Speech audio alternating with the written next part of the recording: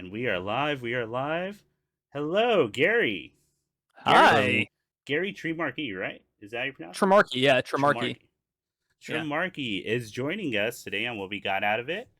You are our second guest. Well, technically our third guest podcast after Groovy Kaiju, aka Aaron. hmm I'm So, very familiar with Groovy. I met Groovy a couple of times. My girlfriend is a massive vaporwave future funk fan, oh, that's so awesome. we've been at Oh yeah. some of those parties over at was it High Perfect Tide. Tide? High Tide. Yeah, We've yeah. been over there a couple of times, and so have you been at those parties I've or I've been to three. I did. we I must have found been there at the same time at some point then, and we just didn't know. Probably. Yeah. Probably. It's my schedule, as like any of my friends will tell you, is kind of always all over the place. hmm So it's more of like, oh, I can take advantage of like this night and then I'm just gonna go. So it's very random when Yeah. when I do show up. Although High Tide is starting to bring back some of the future funk stuff, I Okay. think a lot of them are now playing at a place called Zero Lounge. If any of our listeners want to know where Future Funk's happening, and that's on Hollywood Yeah. Boulevard, and that's a hmm really cool like Y2K 2000s inspired bar.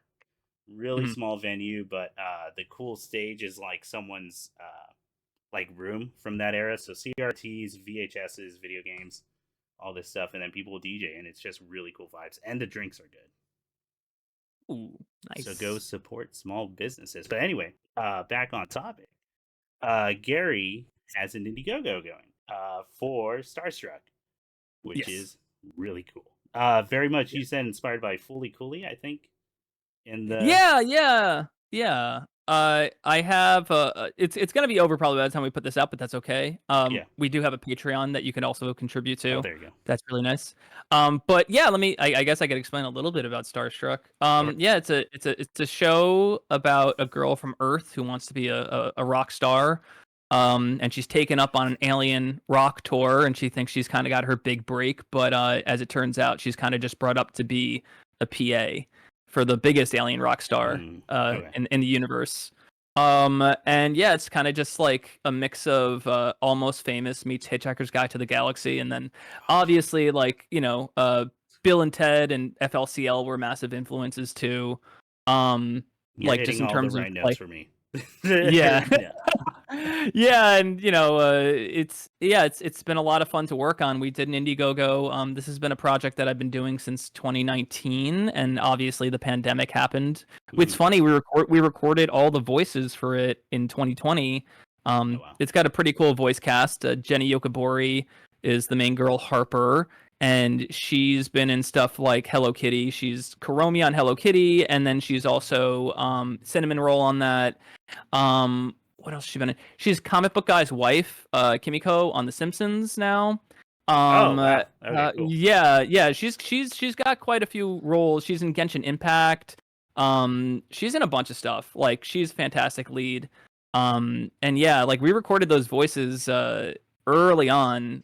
We have some people from this musical theater group called Star Kid that's a massive fan base. They just did a crazy big Kickstarter for like I think it was like $200,000 initially. They made like 600,000, which is Wow. when I saw that happening Holy in real shit. time, I was like, these guys got bull.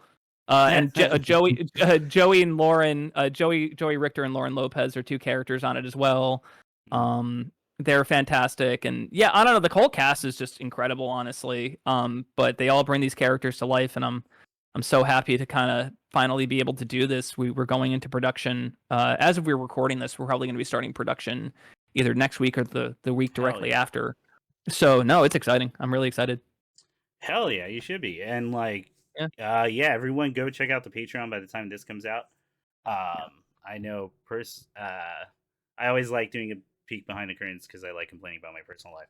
But I'm just waiting for the state of California to give me my paycheck for the work I do for them, and whenever that happens. But yeah. So Starstruck, Failing Upward, which I think me and Nick are more familiar with, especially because I Yeah. just rewatched all that too. Yeah. Very for me, it reminds me so much of like MTV like animation vibes and like Yeah. just stuff you would catch like a little bit of Beavis and Butthead and Daria, especially with like music choices for that kind of stuff. Although I know I have like a smaller repertoire when it comes to that era of cartoons. Like I want to say Sure. Downtown, right? Is that? Yeah. It's so funny because that was absolutely the era I was like honing in on, because that's like I was like 12 or 13. Like I think at the tail end of that era. So when we're getting into we're past Downtown at this point. We're getting Yeah. into Undergrads, if you've seen That was the Undergrads, or one. Okay, yeah. yeah, Clone High. Yeah, Clone High is sick. So like those two were like really big influences on me. But thank God for Adult Swim kind of replaying those. Well, Adult Swim didn't do Clone High, but they did Undergrads. Clone High I probably caught while it was on MTV, which is crazy because the window is so small. Yeah. But yeah, like Adult Swim replayed a bunch of these. Comedy Central probably got their hands on a couple of these, but Downtown I definitely remember. Daria was a very, very big one. Yeah, the one that comes to mind for me that was like replayed on Adult Swim is Mission Hill. Mission Hill's so fucking good. We were just talking about that. Yeah. Mission Hill was like a really, really big one. So that era for sure, and I feel like it. I was actually thinking about how we don't have a whole lot of slice of life cartoons that aren't, like we have the kind of typical adult animated sitcom today is just that. It is literally like a Family Guy or a Simpsons or an American Dad, kind of in that mold. I'm hoping we kind of break away from that soon. I know Fox was trying to do a couple of weirder projects. I hope those get made. There was one I can't remember the name of. It was like Dirt Kids or something like that. I cannot remember what it was called, but I'll try to find it later. But it looked really cool and like really like offbeat for Fox, so I was really excited for that. But we don't have a whole lot of them. And I remember I was in I was in a writing class in college, and we had to do either like 30 pages of a feature or like a sitcom, like a pilot. And I chose a pilot. And I honestly, it literally just came from me having like the Mission Hill DVD set and being like, I want to do one of these. And so I did. I based kind of a show on a friendship I had with somebody at the time that was long distance. And originally it was 30-minute episodes, and it's just to save a long story, eventually I kind of realized like doing 30-minute episodes in 2 different locations is really hard. Like one, and then you have somebody kind of become the B plot inevitably. And I wanted to show both of these characters in an equal light, so I had a friend recommend like, hey, why don't you just do it as a web series? And I did, and it turned out better for that, I think. If nobody knows, Failing Upward is a show about 2 friends, Cody and JC, who live far away from each other, and just kind of talk on the phone every day about their kind of like their day-to-day lives, and have these surreal fantasy flashbacks to mundane things that they blow out of proportion. And yeah, it's a fun little format to work in. And it's a fun way to tell personal stories, and kind of like it's funny because the characters are in their 20s and now I'm in my 30s, and it's just like it's almost easier to write for them now because I have all these stories. But when I was coming up with it when I was in my 20s, I was just like, I'm gonna run out of stories. I gotta go live life. I gotta go. I gotta do something. Yeah. No, exactly, absolutely. And absolutely know that. It's just been fun to write. That it's just we crowdfunded that back in 2017. We're about to put out, actually this is good timing because I think by the time this episode is out, the newest episode will be out. Cool. We're getting the final animation today. It's going to be composited probably by the end of the week. We're waiting on the score. The score should be done soon. All the license tracks are in there. And if I could do a quick side tangent about that, like that was like a really big part of like the MTV appeal to me, was just all the bands I got into in high school, and well, not even like junior high school, and college, through watching old episodes of Daria and Beavis and Butthead, and undergrads and Clone High. It is wild the licensed tracks they would use back then, which unfortunately for years made it very hard for those shows to get on DVD. Yeah, And now even on streaming, they had to replace a lot of them, which sucks. they did. So the only way, in my opinion, the only way to watch Clone High is if you grab that old Teletoon DVD that has all of the original tracks on it. Undergrads has all the original tracks on it. Mission Hill, I think Mission Hills. No, Mission Hills doesn't have theirs. Okay. But you can find episodes okay. online. Yeah. Yeah, I was about to say, I know Mission Hill is all on YouTube for free because that's how I watched it. And somebody was very nice and restored all of the original episodes to like with the aired episodes with the music to 1080p or something. Yeah. So they're like beautiful now. Damn. No, I remember. Yeah. That one, that Mission Hill, it's a real shame Ian isn't here because he's a huge Clone High and Mission Hill fan, which is how I'm sure we can get into it later. Oh yeah, no, I like. Yeah. I'm probably gonna mess with him and be like, "Oh man, you missed it, Ian. We talked about all your favorites. Not anymore though. Never for the. That's too damn bad. That's too. Mission Hill was my recommendation for. We watched A Good Indian Boy. We're doing a year of rom-coms, which is why Scott Pilgrim came up, and we realized it's the 15th anniversary. Interesting. Movie. Yeah. Interesting. Yeah. So it all happened. It all aligned. That's why we're doing the month of Scott Pilgrim this entire day of this entire month of August. For every week we're gonna do an episode. Wonderful. But yeah, Mission Hill, the last episode especially, because I personally think that's my favorite episode. Are we talking about the Gus and Wally episode? Yes. Yeah. Okay. Because is that not the last episode? It is technically, but there is an animatic floating out there of the actual last episode, which is about Andy and Gwen's relationship. That is one of the best written episodes of television ever, and that's coming off another one of my favorites. So I think the Gus and Wally episode is definitely probably I would argue is the strongest, but I would that if you can sneak out that Gwen and Andy episode, I'm sure it's on YouTube. It's like a table read, and then they kind of just put it over animatics.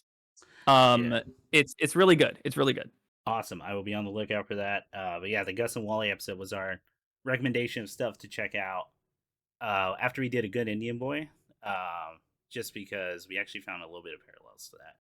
But anyway, let's get into how we met, because it actually has a lot more to do with why you're a guest on this podcast.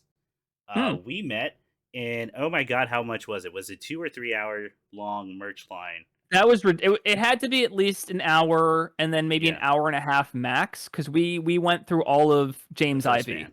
Yeah. And then maybe like a good chunk of the next band. So I remember that, and that I don't know what was going on with that merch line, but it was there wasn't a wild, lot of merch either. I know. It was, so we all met in a merch line. Me and Nick were there for Anamanaguchi. Well, we were all there for Anamanaguchi, and it was a Scott Pilgrim. It was an anniversary show, right? It was the launch. It was to celebrate the launch of the anime from Science Art. Yeah. Yes. And we were there because Anamanaguchi shows fucking rip, and that was our 4th time going to one. Wow, this is my first time. I had never seen them before. Okay, and me, what do you think of the set? Because before I say anything about the, I think of the set. I loved the recreation of the house living room from Scott Pilgrim. That was incredible. Yeah. That was I thought it was so cool that they got almost everything down right. I don't know where they were able to pull all that stuff from, but it's cool that they did. Yeah. I actually would not be surprised if those were actual movie props. Oh yeah, because they were in LA. Yeah. So I would not be shocked if somebody pulled them out of the Universal lot for sure. But yeah, no, I thought the set design was incredible. Yeah. So before we get to the line, I just want to say real quick, having been to a bunch of anime and Gucci shows, that was like the best set list I think they've ever done. From start to finish was like just bangers all through, and like the energy was kept up, incorporating their own stuff, but of course playing the Scott Pilgrim stuff. The singer for Japanese Breakfast came out to sing the Envy Adams song. Was that her? That was, she confirmed on Instagram, like I think the day after or something. I know because my sister was really mad at me that I got to see her sing that. That's awesome. It was rad. It's that show. Oh man, our only problem with that was that the crowd we were with was kind of like a little too cool for school. Maybe they were only there for like Scott Pilgrim stuff, but no one was like moving. No one was moshing, and we were a little bummed out because you're like, Animagic Gucci shows are actually pretty close to punk shows. Like if you feel the energy, right? Until these guys found us at the end, right, Nick? Where the group, yeah, I guess we were feeding off each other's energy, and then we started a very small mosh pit, like in the. They were fucking drunk. That's awesome. It was funny. Yeah, they were hammered, but they were cool dudes. They were those guys. But they were like us, because like they were also in that group of like kind of growing up with Anamanaguchi. So when they started playing like the older stuff, like Skateboard will Go On and Helix Nebula, like that one dude lost his shit. He was like crying, like he was hugging us. He's like, "Man, I grew up with this shit." Like, but yeah, we were in an time, hour and a half merch line, Gucci, and me and Nick were drinking, and we noticed your Pachinko death metal shirt, and I had just watched the Justin Wang video. I'm a huge Justin that was Wang wild, fan. And we just started shooting the shit, and like loved animation, loved video games. You have like way more like knowledge about like retro video games than I do, and I thought that was really cool. And I was like, wow, what a cool dude. We'll never ever see each other outside of this merch line ever again. And man, that I'll make kind sure of blows until we like started following each other. Honestly, yeah, totally. So it all worked out. It was a cool night, man. I don't know. How'd that night go for you? You were in the top rafters, right? We were in the balcony because my girlfriend is very tiny. Gotcha. She's like 4'11", so like it's like I don't want her to get crushed. But it's funny because she goes to all those she goes to a lot of vaporwave shows, so like she's down to like party. It's just like I knew it might get a little intense down there.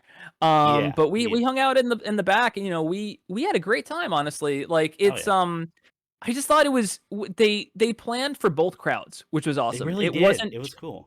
It wasn't just for the people in the balcony, but it wasn't just for the people in the pit either. It was like you could enjoy I think you could enjoy the stage show a lot more if you were in the balcony, but if you wanted to just get down to the music, the pit was perfect. I had a wonderful time. That was great. Like and I love the I remember to this day that they had a little cheeky exit music with they played God Only Knows at the end, which I loved. Me and Nick that were, was like, great. Freaking out. Yeah. We hadn't watched the anime at that point. I hadn't even seen the trailer. So when they opened up with the oh my god, it's called Electric Syndrome. It's the Mortal Kombat theme, but tuned to Scott Pilgrim characters. So when they opened with that, as a huge fan of growing up in Mortal Kombat, I was like already ready to like start moving the crowd and get ready. But man, you're right. You're absolutely right. They were playing to both crowds, and something for everyone. But that brings us to the topic of this episode, which is Scott Pilgrim, the comic series, which we'll be talking about. And they used in some of their visuals in the concert.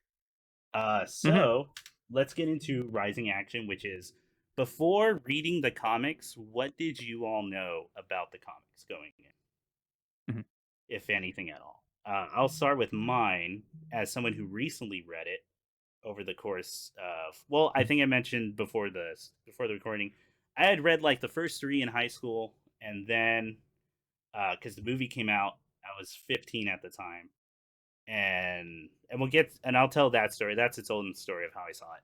But I was 15 at the time, saw the movie, wanted to read the comics. I read 3 of them. I don't know what happened. High school's wild.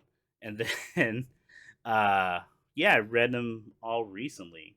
So I knew all this stuff like going in, like the movie's very different from the comics. I remember that. I remember this like I remember there was this vocal group, unless I'm totally misremembering this era, that like didn't like the movie because it was not at all, or not saying not, well, it was not like the comics was the complaint. But I feel like that's a complaint for everything that like is an adaptation, right? And you're Oh kind of yeah, moving, absolutely. you're kind of looking into, well, what's this piece of media doing with the material? So I remember that, and yeah, I remember the comics looking kind of cool, and that was it. And then I reread them and went, hey, hot. And I think I told Nick, hey, hot opinion, hot take. This is pretty good. This is, I wasn't, I don't know if I was feeling it at first in the first one because I was like, oh, dude, Interesting. yeah, Scott's like way worse than I remember, like than I remember from the movie. Yeah. And then it kept going on. I was like, oh no, dude, I like all these characters. I think Envy Adams is like super more interesting in the comics. Oh Lisa's yeah. story got me, Yeah. like, as we'll get into later, as someone who had a very close experience to what that was, Sure. growing up. It's dude, it's good. So I actually didn't know that much, surprisingly enough. At least Mhm. at least as I read through it, just all these characters and how much more they got, Yeah. like in the comics. How about you, Gary? What'd you know before? So I would have read these. Okay, so I guess I'll Mhm. start off. When I was about 19 years Mhm. old, that's a long time ago, which is very Mhm. scary. Um, I think I was just looking up Sonic stuff, and I was looking up Oh yeah. I was looking up stuff on Sonic and Knuckles, and I had Googled Sonic and Knuckles, and I guess this is when Wikipedias were really starting to pop off. Yeah. So like when things had dedicated Wikipedias, like this is that like the prime era for that. Cool. Um, and I remember just coming across the entry for the first band that Kim, Lisa, and Scott have in the book, which is Sonic and Knuckles. Yeah. And Yeah. I was like, what is this comic? Like, what is this? This is so weird. And I'm like, you can't just make a comic and have a couple people call their band Sonic and Knuckles. Like that's crazy. Yeah. And I became increasingly more fascinated with how Brian, like, and I hadn't even read the books at this point, but kind of just going through the wiki and everything, like how Brian had sculpted this universe around his interest in games, in comics, in music. So I was like, okay, well, I gotta read this. So I picked up the first volume. I think by the time the fourth volume came, no, by the time I got to the fourth volume, the movie was announced. And yeah, so like what I knew going into it was that just Brian Lee O'Malley was really nerdy. Like that's all I Yeah. really Okay. knew, and I was like, okay, I'm sort of on this guy's wavelength.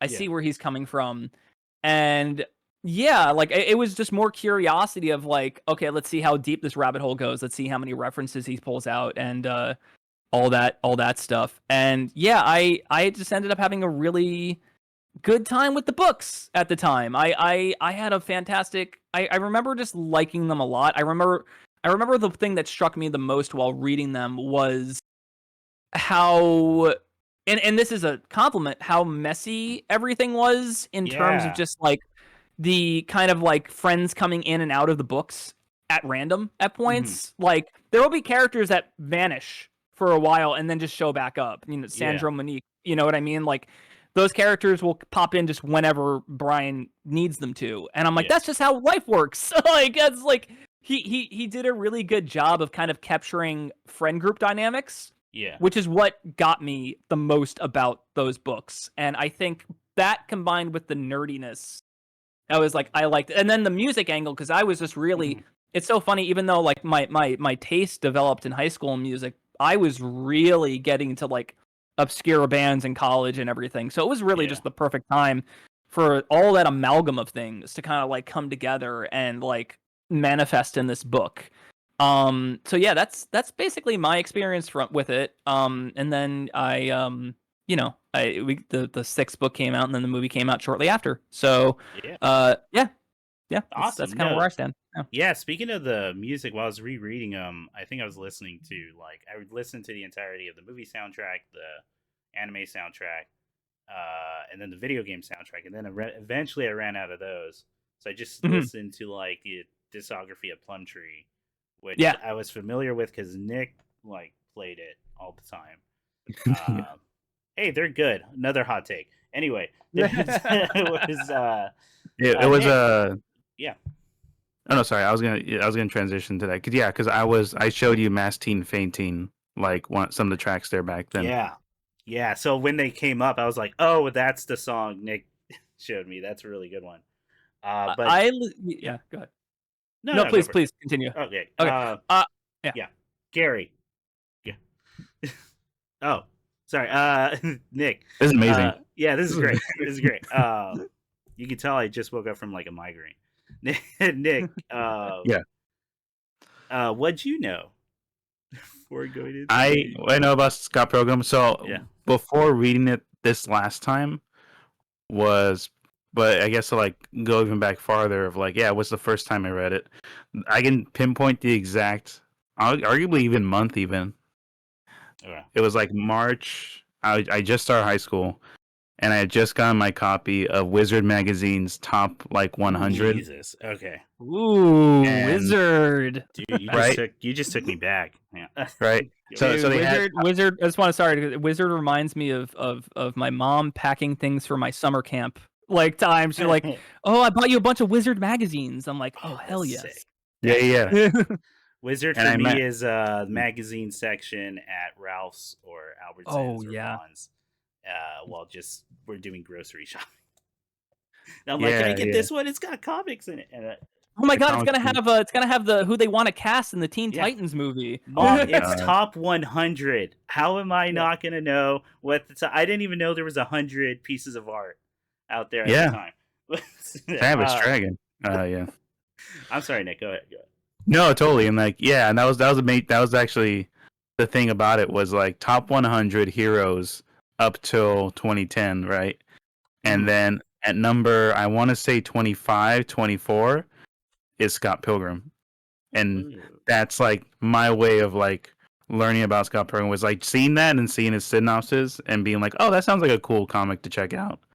And sure enough, I just went to like library and just read all the black and whites early high school before like watching the movie. So I think I was like literally the only one in my group that like read it before watching it. But that's wild. I didn't even know that, dude. Yeah, that's cool though. That's definitely a different perspective than. Oh, go ahead. Sorry. No, sorry. A different perspective, and like, I was gonna say, like, I remember that day when I finished reading the 6th volume, because that's when I asked my friend, "Oh, is there any comics here I can read it after this?" And he's like, "Well, Akira's all right." And I read Akira. And then you look at the shelf long of Akira. Yeah, right. Yeah. The big ass 4th volume. Like, oh, what happens there? Oh, a lot happens there. Oh man, that's rad. All right, so now that we've done the rising action, it's time for the climax, which is we're going to talk about the comics, like the actual content. There's a lot. And we don't have enough time to go over like a play-by-play, which we would sometimes do on shorter material. So what I'm going to do is I'm going to break it down by volume and just be like, okay, what's the thing you guys want to talk about here? What's the thing? What's the point here? So let's start with volume 1, which let me pull up my list of facts of what that volume is called. Because they all Scott Pilgrim's Precious Little. That is, yes. Hell yeah. Which came out in... Well, the original black and white is 2004. Yeah. August 18th. Oh my god, dude. So also like almost the same day as the movie. That's crazy. 2004. Okay, so it was a year off. All right. Yeah. Gotcha. No worries. Yeah. So Scott Pilgrim's Precious Little Life, as someone who just like reread it, I remembered nothing from high school. I'll tell you what, rereading this. But just man, it starts off strong. With just Scott is dating a high schooler and he's 23 in the comic and she's 17. And having known people in my life who were definitely dating out of their age in high school, man, that hit. And it's weird. And it's a weird thing to put for your protagonist. But I think it kind of starts looking back for me. It starts it off of just like Scott's mind at that point. It's still pretty stunted. Like it's back Yeah. there in high school and everything. What Yeah. do you, as someone who's obsessed with what do you think, Eric? Because I'm like obsessed with the way stuff starts. Mhm. For media, just because you always have to put your best foot forward, or like you're putting that's like kind of your thesis to get people in, right? Yeah. Into media. How do you feel about the intro? I think I think the intro is perfect. Like I think Good. it sets the scene like flawlessly in terms of Mhm. like where Scott is, you know, like trying to think of how to say it. Where mostly where he is mentally, I would say. Yeah. Like, and that is in the mind frame of a high schooler, and just kind of accentuating that by having his age pointed out multiple times, like within that first like couple pages where Kim says he's supposed to be older, and then he's like, oh, I'm actually this age, like Yeah. almost fighting back and well, not that old, guys. Like, you know, he is also in denial about how old he is, I feel like. Yeah. You know, like I think he wants to be consistently like 16 or 17. And Yeah. I think just for Scott in particular, it's such a strong introduction to who he Mhm. is. And I think what I find most fascinating, that I'm sure we'll get into the deconstruction of as we go along. I think it's really fascinating how, if you are a typical nerd reading this, let's say you're 16 or 17, Yeah. Scott is the coolest guy ever, right? Like Yeah. Scott is so cool. Like, he knows video games, he plays bass, he's silly, he's random. Yeah. Doesn't Like, have to worry he's about a so job. yeah.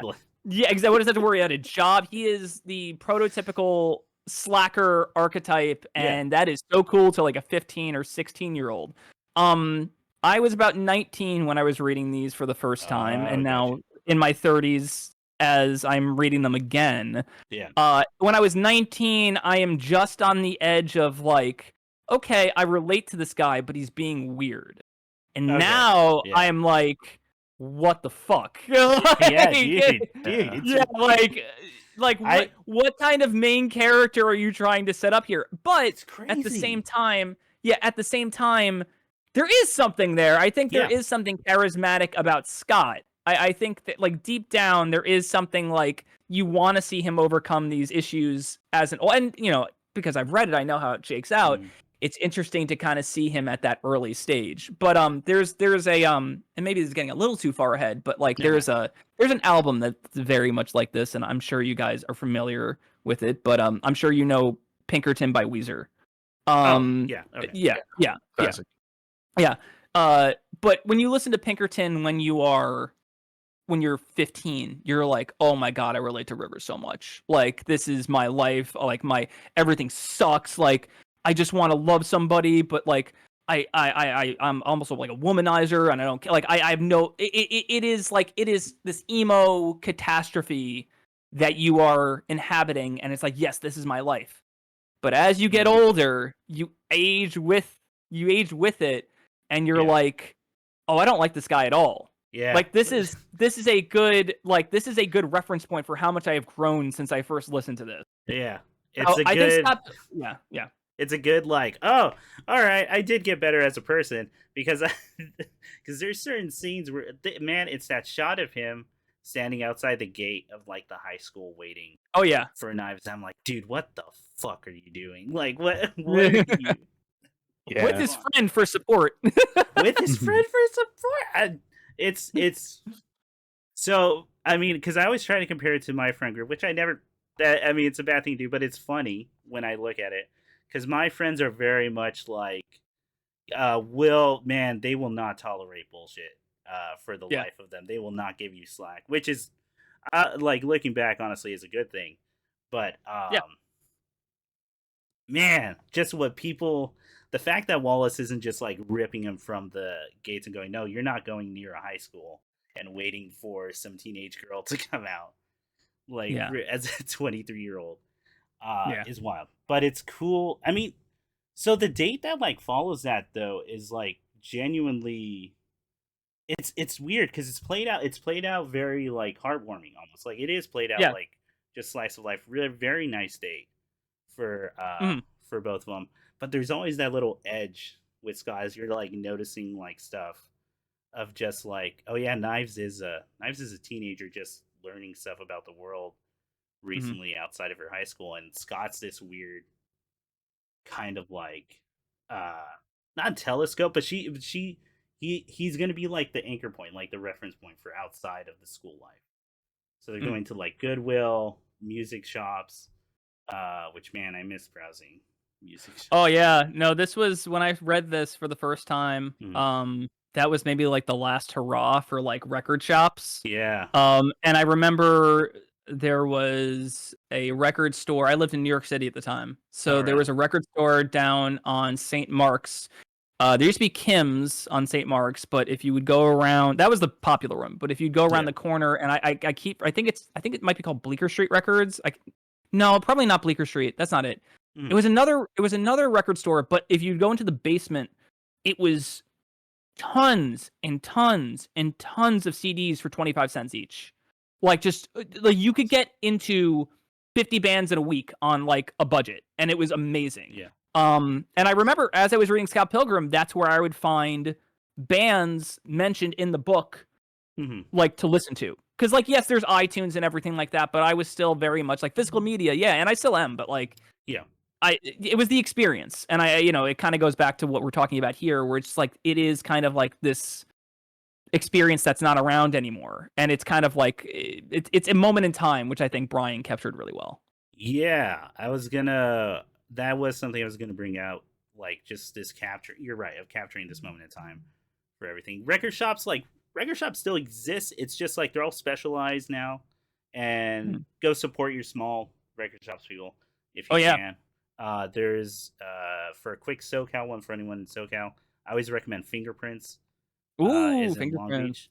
I Yeah. think actually speaking of Weezer, I think Rivers Cuomo has something to do with it. Like I think he co-owns it, or like Really, has a I didn't stake know in it. Rivers that owned it. I think so. Don't quote me on that, but I remember talking to people at Fingerprints about that, and it was mentioned. But the only other one, if you're a metalhead, especially into like more obscure stuff like heavy metal death metal and black metal, Dark Realm Records in Mm. Downey of SoCal, man, that is going to be your mecca for metal stuff. Owned by the guys who play for Sadistic Intent. They're all cool dudes, and they really are like professors on the genre. They know so much, so much, and like really help out the LA community. But anyway, back to this capturing in time. I want to ask you guys if you well, I think we're all Americans, so never mind. This I don't know how well this question is going to play, but I remember Go ahead. listening to a podcast.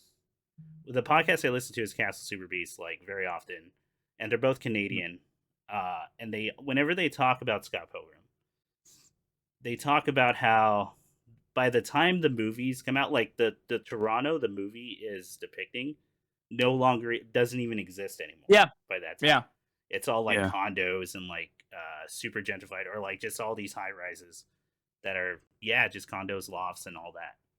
So like it's cool to get this little window into like the music and art scene like going Yeah. on at that point. And I think he really does capture it. And I read the color volumes. There's like these Yeah, me too. nice reference shots he gives into them. Like the photos of Scott's house is a real place. Yep. The library is the Toronto Library, like going on there. It's super cool. So like it creates, and it just takes you into that world, this slice of life world, until like, well, we'll get to the ending, but and then we start meeting Ramona, where things get a little bit more magical. Mm. And if you don't know anything, the way I can see it, like it's kind of like, okay, we're getting into that like pixie dream girl style. Although I don't know if that trope Yeah. existed by that time. Well, when did Elizabethtown come out? Hang on. Let me do a quick Dude, fact I check don't because know. that's when it was. That's all right. That's me being a Cameron Crowe nerd. No, you're good. I know the So name. Elizabethtown, 2005. It was coined at this point. So Okay. yes. So you get a little bit of that. So you think it's more of like you think it's more surreal, and it kind of is, like for just showing how infatuated Scott like becomes with Ramona at the time, and just Mm. instantly falls heads over heels for Yeah. Until it's not, until all the fantasy stuff is very real, and Yeah. that was something that caught me off guard reading the comic. I didn't even realize like while watching, because I guess the movie I just accepted it because it was Yeah. so fast. But this was very much like, oh, everyone knows this magic stuff exists, like Yeah. for anything, and Scott's just automatically the best fighter in the in the world is the line or something. Yeah. In the region or something like yeah, like Yeah, Canada. Steven says it, right? Like Yeah. when he's fighting Matthew. Yeah. It's which is pretty great. But Nick, any particular stuff before we get to because I'm just gonna jump to the ending, but anything you want to bring up for volume 1 as we're talking about the introduction of Scott? Yeah, I will say this is like a point where I think we can sort of combine our like thoughts on like the movie too and how they portray and adapt this. Where it's like Okay. one thing that stuck out to me was like how the movie brings like its biggest strength really is like the sound cues and how they like transition everything and the visual cues in the background. So like in particular, actually we can even get to ending with this because I actually did want to talk about the ending because I pointed out to Chris a cool like background detail when they're on like the bus back home after the fight, right? I think that's volume 2, but yeah, go for it. Oh, that's not too. Oh, I thought it was. It's all good, dude. We're going to talk about all of them anyway. So, am I thinking of? No, I was saying like. That's volume 1. No, I think it's like they're on the bus at the end, right? Oh, yeah. is that okay? Yo, my bad. Sorry. The whole like the end on a kiss, like studio audience. Sorry. Yeah. But yeah, the whole thing I thought was cool was like in the background of the movie itself, like the spotlights and the bouquet like out of focus is like slowly turning into hearts as they talk more. Yeah. And they bleed into each other at the end as they kiss. Yeah. And then, yeah, Nick pointed that out when I rewatched the movie. That's pretty fucking sick. What a like. It's wild, yeah. Even like so many years later, yeah. I would love to go back into because I kind of like I reread these all last night because I had some free time. Yeah. And I rewatched the movie last night too. I would like, and I noticed, and we'll get into it when we talk about the movie. But like, I noticed I would love to go back and see how much of the automatopoeia stuff is in the comic as well. Because I read them, but I was I knew a lot of the story beats, so I skimmed a couple parts. But like there's one part in the movie that I love. That I would love to see if it's in the books. I'd go back and see again. But it's and I just noticed it for the first time last night. I've seen this movie maybe like 15 times. And it's when Matthew is fighting Scott, and they do the onomatopoeia, like the bam, like the crash, whatever, into crack, his face. Boom, kapow. Scott gets it, crack, boom, pow. He gets blasted back. But then if you look on the ground, you see the onomatopoeias hit the ground and crack. Yeah. And in the two shot, and I'm like, that is what I've never noticed that. I know. I saw that for the first time too. I was like, "Damn it, that's sick! I like that." Yeah. No, it's really cool. And I said, I think it owes a lot. In many ways, it owes a lot to the book. Just for how blatant, kind of going back to what you were saying about the fantasy stuff, how it just completely pushes the envelope. Like it is like once it is accepted that like yes, this is all happening, it just cuts loose, and suddenly there is just no stopping it. And I think that's kind of what the hook of the book is for a lot of people, where it's just like chaos, like literal chaos, like anything can happen. And yeah, it's awesome. I really love it, and I think that just like lunge into that magical stuff is great. 100%. No, it's so ballsy, but it works so well for it works so well for the comic, as you said, and like gives you as like a writer just excuses to do whatever, as long as it serves either a joke or the story or whatever, or characters, or just because it looks cool, like rule of cool and everything. No, it's really I was surprised how much it caught me off guard reading that first one, like right out of the gate. But yeah, so let's move on to anything else about the first one before we go to the second one. I the only other thing I would add is that I think because we touched on Knives and Ramona, I think it does a wonderful job of setting up this roster of friends that all get expanded on as the books go on. But like the stuff they set up with Kim is great. The stuff they set up with 100%. Steven is great. Like young Neil, all fantastic stuff. And I feel like it does at least in the first book, it kind of fades into the background a little bit. Like you're aware of it, but it doesn't. It's so focused on Knives and Ramona and Scott that like these characters kind of take a backseat and are either used for gags or exposition. But in through that, I think you get a good idea of who they are. So adding on to the whole kind of setup of Scott, I think the other characters are set up perfectly. I 100% agree, and we'll get into favorite characters probably like at the end. But Kim and Steven are definitely up there for me. Yeah, Kim just because she's great, but Steven, very relatable to to recent stuff of just working a 9 to 5, being always tired, and then going home to do art and try to really work hard at that. No, I feel that, man. Okay, so volume 2 will be Scott Pilgrim versus the World, and that came out 2005, less than a year actually, because it came out on June 15th. Wow. For he had this locked and loaded to go, huh? He was ready. I mean, it's cool in the colored edition for the first one.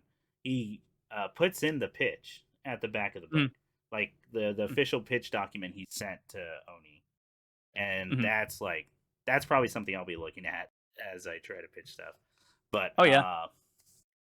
Scott Pilgrim versus the World. So Evil X2. My big thing with this volume, just right off the top of my head, is Lucas Lee doesn't get as much as I want him to. Chris Evans really did bring that character to life because I really like Lucas Lee. Yeah. But it's a great gag when you first meet him, just him giant swinging Scott into the tower, which they do keep in the movie. Yeah, which is awesome. Yeah. Yeah, sick. So I'm trying to remember any you guys want to go first for stuff out of the volume 2? Yeah, volume 2, I think when I read these initially was my favorite. Just because it is probably the most low key out of all of them. Like this is this is the really chill, laid back one. It doesn't have to worry about the exposition of the first volume. It doesn't have to worry about the escalation of the following 4. So it kind of establishes the world a bit more, I think. And you're right that when I was rereading it, I'm like, wow, Lucas Lee only shows up for like 25 pages, maybe, like really of this 150 page book. So like, a decent chunk, but still not a lot. You kind of see him in the background in the movies a couple times. But I think what it does really well is that I think this one starts to flesh out Ramona a lot more. And I think I like her. I like that this does this two sides thing where, of course, in any relationship, there's two sides to every story. The first is obviously Ramona is like, oh, Lucas is this torpy guy. He was a nerdy, greasy-haired nerd who skateboarded and like he just kept asking me out, so I agreed and blah blah blah blah blah, and like she took him out. And then Lucas doesn't go full on into it, but he's like, yeah, she's a liar. Like she's like I don't like she's not telling you the full story. And I like that it's kind of casually setting up these stakes through just the two sides of this story, where it's just like. It is establishing Ramona as a character really well. So, and while doing that, I just think it just captures, once again, you get more of the side characters in this, more so than Lucas. I think there's a lot of good Wallace stuff in this book too. This is the book where Wallace. Okay. I was gonna ask, is this where he meets Julie, the guy with the glasses? Mobile? That he's not Como. No, Mobile. The European Mobile. guy. Yeah. I think this is the first time he's mentioned, right? I believe so. Yeah. Yeah. It's this is also no, it's as you're talking with the side characters, you're totally right. Now that I'm like thinking back on it, just how kind of chilled out it is, but that does bring back to a thing that I noticed while going through the comics, having only watched the movie beforehand. is like how little the fights kind of actually matter. They really in the sense that like Yeah, Scott has to yeah. do it, like the actual physicality of it, right? Like it's real quick, Oh, sure. and it's just something you got to get over with, and it's way more about just facing your past relationships, who you were as a person like then versus now, and like Mhm. what you've may have learned or what you haven't learned from from all that, and then what the other people are too, because it takes two to tango and all that. So Yeah, like, sure.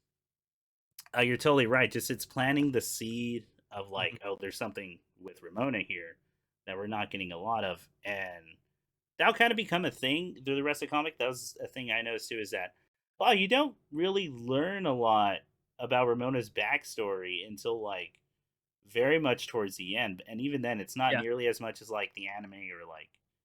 Well, it's Hmm. more than the movie. I will say that, but Yeah. so it's kind of like, so I was having this moment, and I think it does start here. Where I'm like, oh, dude, I really like all these side characters. I way more than I think I like Ramona or like Scott. Like, I want to learn way more about Steven, Kim, and like Wallace is.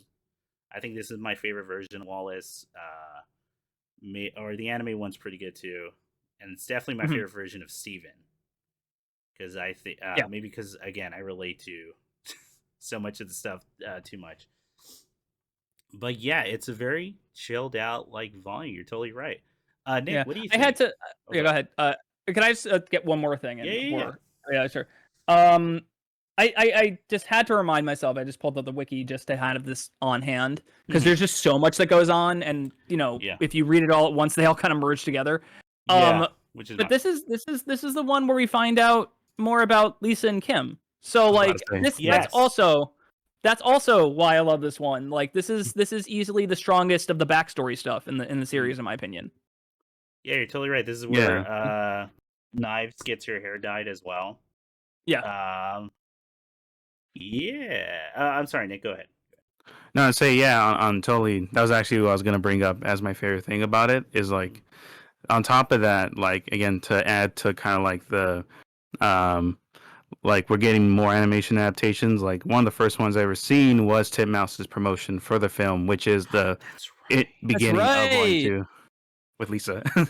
Yeah, which is so weird because it's Michael, Sarah, and Allison Pill as Kim and Scott, Jason Schwartzman as Simon Lee, so Mhm. he's playing both, who looks suspiciously like Gideon, and then also, which is in a weird twist, Mae Whitman, who plays Roxy in the movie, as Lisa Miller. Oh, Um, Whoa. so yeah, so it's a very interesting piece of promotional material that I can't help but feel was like, hey, maybe we could do this as an animated thing. And the adult swim was like, no. I think after they saw those box office results, they were like, no. yeah. Yeah. But yeah, so this ends, and this book ends with the phone call from Envy, right? Like, if I'm remembering that. Yes.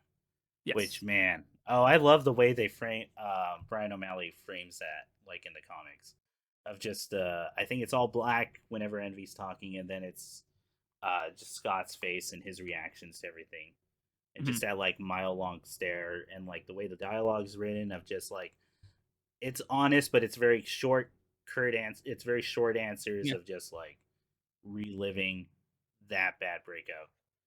Yeah. No, man, that's I really like the way that ends and is done. Yeah. Yeah. But yeah, No, it's fantastic. I would say like especially the way like in the final pages of the volume they like have the band come out, Clash at Demon Heads, and like Mhm. the way to yes, introduce. As much as I love the film, I kind of wish they kept like I think just the color palette somehow of like how they're introduced, like with the fog and like oh, there's crazy mysterious and like then you have like one of the most iconic shots in comics, which is the Clash at Demon Head spread of Yeah. them on stage. yeah, Yeah. it's really I think at the time, and I think the color stuff came out like a couple years after the movie. Because I Yeah. remember I yeah, was working at Forbidden Planet in New York City. So I know Brian always had colors in mind, and you can tell that if you just look at the covers of the books, obviously, of the yeah, paperbacks. But you know, like there, once again, I don't want to get too much into the movie, but just smaller things, and you know, I'll mention it when we get there, but like smaller things that were changed are fascinating to me. Yeah. Whether that was just an agreed upon choice, or that was just Edgar going, no, let's just do it this way. But yeah, I agree. There's some things in this comic that I think outshine the movie, and when we get into the movie, I think there's some stuff that completely outshines the comic. So I think it's an interesting trade-off that you're kind of talking about, where it's just like, I wish they kept this from the comic, but you know, you get this. But yeah, I think volume 2 is probably, I think it's my favorite. I think this might be my favorite awesome. one. I think the Kim and Lisa stuff is so good. Yeah. And I could spend hours just like reading about. You could put like a 500-page book out just about that, and I would read it. I love the. They didn't put this into the animation because I think just censorship things, but like there's a little nice homage to Say Anything, the John Cusack movie. Yeah, where it's Lisa. Sorry, it's Kim and Scott hooking up for the first time in the back of her car. And she's like, "This is a good song," and that's if you've seen Say Anything, that's the "In Your Eyes" moment, the Peter Gabriel "In Your Eyes." Like that's when they listened to it for the first time in the movie. Oh And yeah. I was like, "Oh, that's like." I remember reading that. I was like, "Oh my god!" Like that's so cool. Like I get that. It's Captain America. Like I get that reference. Yeah. How apropos. Chris Evans is here. He likes the things I like, and that yeah, exactly. No, And that makes me happy. That's he awesome. just like me. He's just like I assume this is gonna be Chris's favorite volume beforehand, because this is the first time we're introduced to Holly, Kim's manager. Oh yeah, because I liked her from the anime. Yeah, you did. I was like, really yeah, did. Man, they drew a character for Chris. They sure did. And then Perpetually tired. Perpetually tired. Oh, dude, yeah. It's a very easy thing to win me over with. No, this is her. My thing with Holly is that I think she stops appearing. Like, oh yeah, she. I think either. Well, we're getting kind of ahead of the game, but like she just falls out of favor with Kim. We'll say that. Yes, for very good reasons. So 3 is Scott Pilgrim and the Infinite Sadness, and it's either this one or 4 that's my favorite. As I'm like trying to interesting. So Scott Pilgrim and the Infinite Sadness, you know, we have Evil X3, who is Todd, and we get the first like real friction between Scott and Ramona in the sense of like their exes are dating each other and they don't know it, and that's kind of like the nice surprise as they keep going on. But you get that great just envy scene with asking or telling Scott like, "Oh, your band is gonna open up for us." And like what that does to him, and just all this like little manipulation to Scott to make him like squirm and like kind of just really ruin his day. But as you find, and I think this is where you get the backstory of Natalie, right? AKA Envy. Yeah. You start get the first pieces of it for sure. Yes. Which is, you get the turn. You know, her trying to reinvent herself. No idea where she gets the money beforehand, because I think she starts off by buying like expensive. Oh, no. They explain where she gets the money. She sells all of her anime stuff. That's right, and that's like it's the real bummer, because you're like and then like, but it's the it probably bought. But those are the first indications that she's like, I'm done with Scott. Like she's just like this 100%. This part of my life is no longer satisfying to me. You're totally right. You're totally right. That is the good indicator of like, I'm moving on. I'm changing into someone different, or I'm really trying to do this here. And then what surprised me, especially knowing only the movie and the video game, is that like the fight with Todd is kind of like prolonged into 3 sections, I think. And I like that the second one, just Scott and Ramona totally blow it off, and you get more of their relationship and them dating. Yeah. You get to fall in love with that a little bit more. And let me see. So this is the one to do. Yeah, they break. so it's the Envy backstory, the dates, and then you find out Todd. Yeah, not mentioned at all in the other stuff that Todd is cheating on Envy because cheater's gonna cheat. Lynn Guycott, yeah. Yeah, with the drummer, who has a robot arm, and I don't think that's ever Which is brought awesome. up in. Yeah, it's sick. I don't think that's ever brought up in like any. You game can it sort is. of they cover her arm in the movie so you can't see it. Oh, is that what it is? Yeah. Yeah, and if you notice, that character quite literally vanishes from the Yeah, I pointed that out today. Yeah. There's a screen wipe. We'll get to it when we get to it. Yeah. Right. There's a screen wipe and she's gone. Like after it. But yeah, they fight because mhm. I was gonna say that we'll talk about her when we get to the movie version of her when we get to it because there's interesting trivia about that. Oh yeah. No. And this is not. Yeah, it's not the one Lisa showed. That's what was confusing me because I was like, Lisa Comes Back is I think my favorite one. That's 4. Yeah. That's 4. Okay, so 4 is my favorite. Yeah. Okay. Yeah. Then they fight to. They do that crazy fight at Honest Ed's, which I think is actually really cool, and I like the gimmick for that where they're in the store and they're kind of just running through it and using whatever they can find to fight. Interesting, yeah. Until it's like, I'm a big fan of like fights that use environmental stuff, but yeah, it ends. I forgot. Is it Scott has a freak out, or I know the building implodes, but is it Todd? Todd has a freak out. Yeah, Todd has a freak out because it's all the stress of his father's disapproval of him. It's the stress of the fact that he's keeping a secret from Envy. All of that stuff. And he pretends like he doesn't care, but he cares. And that's expounded upon a little bit more in the anime. I feel like his actual feelings about things. Yes. In this, they kind of push forward with like, I'm a rock star, I don't care. Yeah. But he cares. He cares even if like the book won't admit it. Like there's moments of specifically him kind of having the meltdown of the disapproval, the guilt, and that kind of all kind of culminates. Yeah. Absolutely, yeah. It's more or less just to it kind of just makes more the villain type thing, where it's more villainous, and and then you get the thing of like he's cheating on Envy. He eats chicken parmesan and gelato. Which has. Does she know what that is? No. I love that line. I just see rock stars not knowing anything. I like the way the vegan police are drawn in this. I think they're really cool. I forgot how much I like this. Okay. I had heard a rumor. You know what? Once again, I'll save it for the movie. I keep getting ahead of myself. We'll save the vegan because the vegan police are interesting in the movie. The vegan police are very interesting. They are, in the movie. And I like them a lot in the movie. Yes. And this is where we get the apology to the attempt at apology to Knives. Is this one, I believe? Yeah, yes. And Knives thinks they're gonna like get back together at some point. Leading this poor girl on. Dude, Knives, man, my heart really goes out to Knives in this like comic. I was gonna say I like where it'll end up in the sense that there's hope, but we'll get to that in a little bit. Okay, so anything else about Volume 3 you guys want to? I if you don't mind, I'll go for it. Yeah, go for it. Sorry. Good.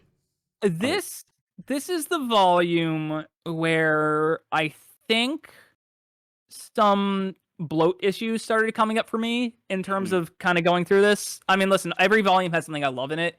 Yeah. I was never a giant fan of the first part of the fight, to be honest. I get what it's going for, but it's kind of so abstract that I'm like, this could have used another draft, maybe. Like, where it's just I think because the first time I read it when it was the first time back in 2008, 2009 when I was reading it, I think I was just like, what's going on? Like, what's happening? Like, what? Like, the existential dread of running through a place with like a lot of stuff like around it. And I'm like, I'm sort of getting it, but I'm like it's very abstract. And I think, and kind of going back to what you said about the fights not being primarily the focus of the books. Yeah. I think this is maybe where some of the some of the drawbacks of that to start to show up. Okay. Whereas they don't really show up in the movie because the fights are so like So core tight, to the like, movie.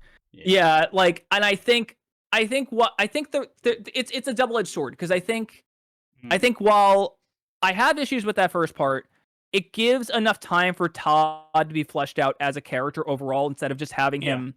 It's instead of where in the movie he is kind of just played straight, which is fine. But I think it never. In fact, when I was reading it, when I was rereading it, there's that shot of Scott with all the gear on and everything like that when he's in the store, and I had confused that for the shot at the end of the book with Crash and the boys and the gloves and the goggles and everything. Yeah.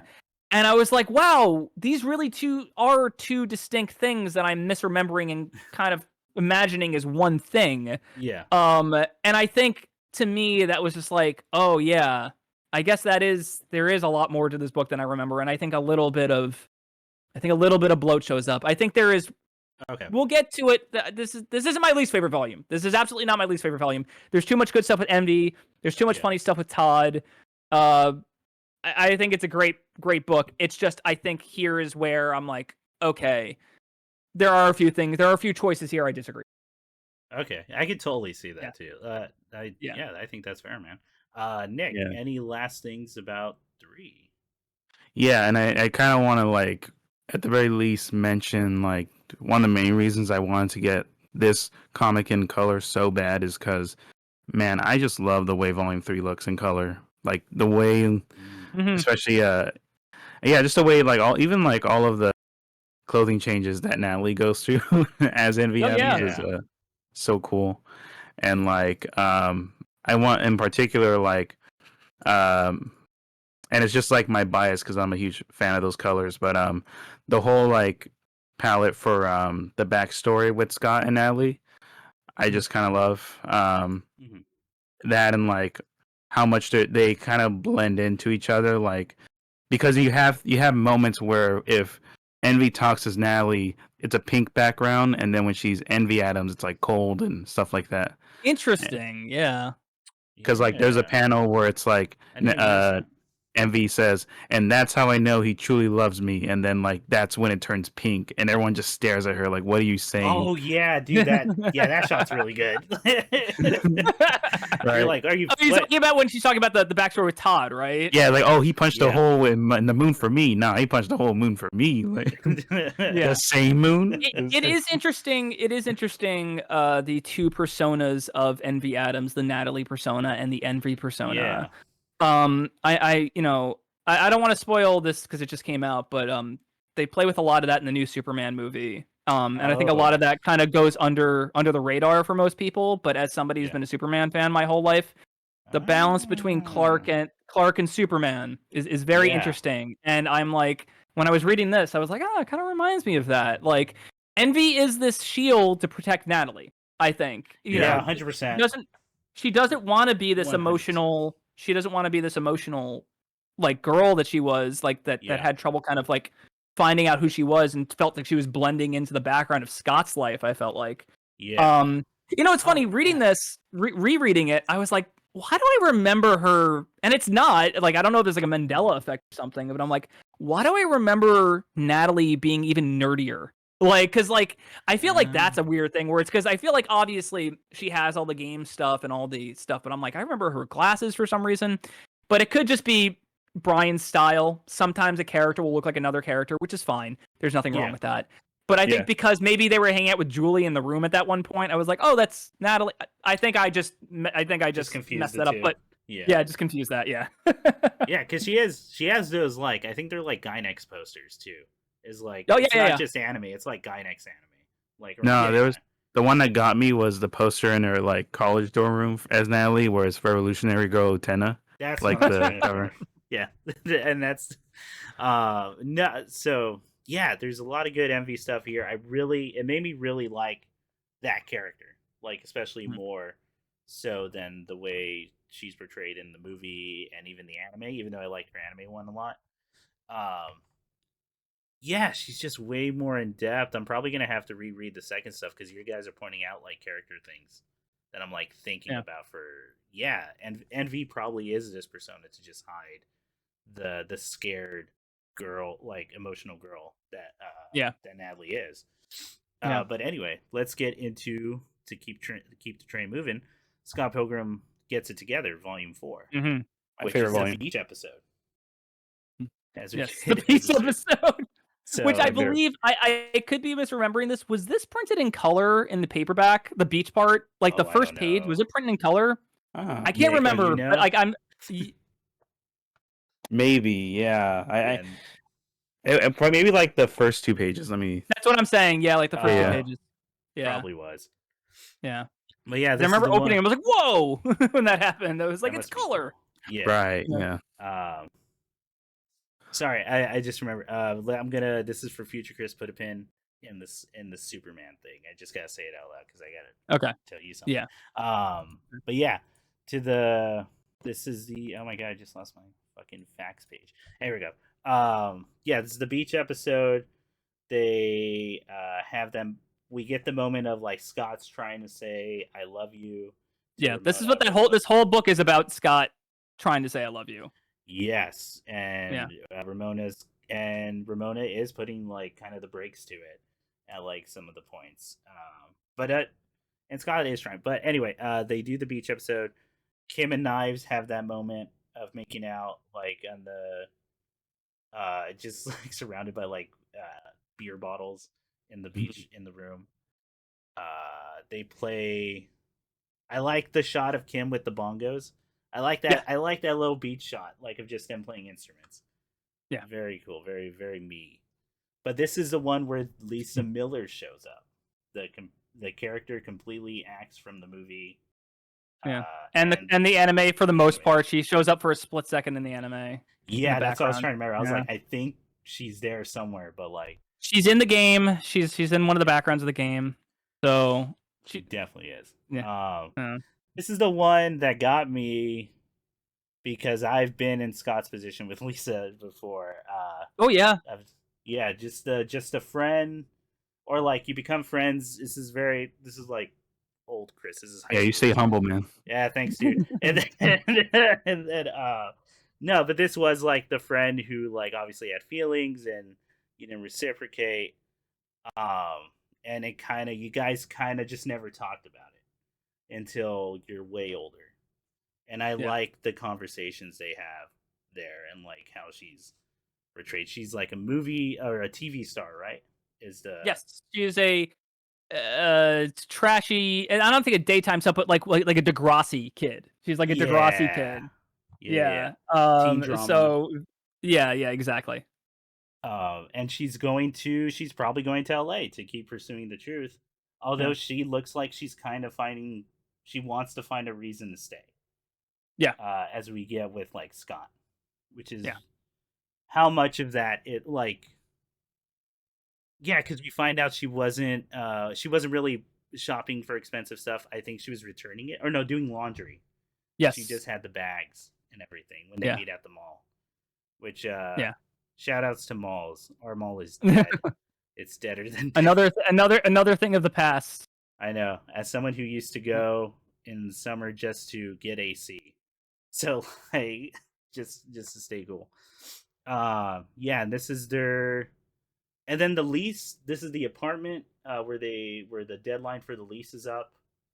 I think for Scott and Wallace, and which is very different from the movie where Wallace just goes, "You got to get out," at some point.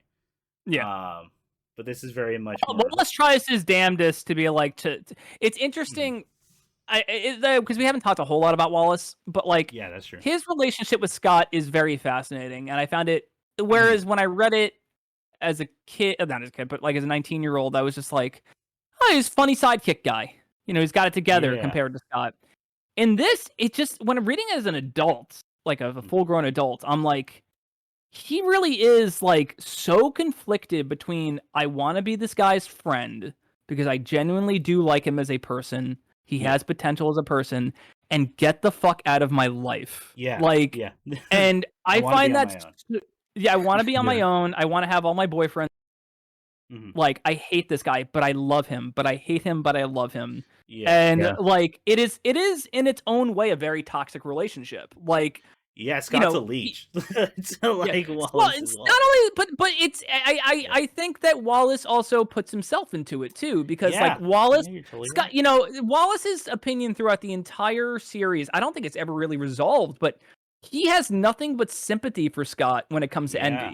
Envy. He fucking hates Envy. He calls her like a bitch right to her face at one Mhm. point, which is fucking hilarious. I think it's right when they're outside of the Yeah. store and everything. But like this volume was very fascinating for that reason, and it also puts a lot of pressure on Scott and Ramona, who are Mhm. trying to figure out what they want to do. It's like, hey, should I move in with you? And there's a lot of back and forth, and through this, this is probably some of the most significant growth for Scott. Yeah. He gets a job in this, which he's fired from in the next volume. But Yeah. like, He's fired, brought back on, and then I think like he takes another long break or something.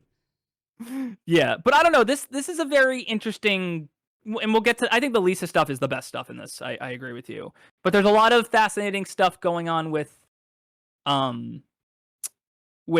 Scott and Wallace and Scott and Ramona as well. So like I think those are like the three tenets of this. And then there's the kiss between Knives and Kim. Yes. But because that just, to this day, I'm just like, all right, like Yeah, sure, it comes like, out of nowhere. yeah, It's yeah. never brought up again. It's never like It's one of the facets of the book that's infamous, but I just don't think it's staged well. I think Yeah. I get it. Yeah. They're both drunk, but I'm just like, all right, Brian. Yeah. Whatever. Yeah, yeah. Like, It all was the right. weirdest part. It definitely was the Yeah. weirdest part for me because, like, yeah, it really does hit you like just out of nowhere. Yeah, like, yeah, I'll let you do your thing. Whatever, it's fine. Yeah. 'Cause when I read it for the first time, I was just like, okay, like, and then I Mhm. kind of stopped thinking about it. But reading it this time, I'm just like I started to question it more. Yeah. So Scott does bring it up again once, actually, when he's talking to Oh, Lisa. yeah, that's He's true. talking to Lisa. He's like, "Oh yeah, Kim's making out with girls." Yes. Like, Oh, that is true. Yeah. and she's like, "Really?" But then Um, after that, it vanishes. She doesn't bring it up again. That's right. Yeah. I think she thinks Just it's a like joke. Yeah. like the show, yeah. Like the show. Speaking of characters that are also not shown from the show, this is also the one where Knives' dad shows up. Yeah.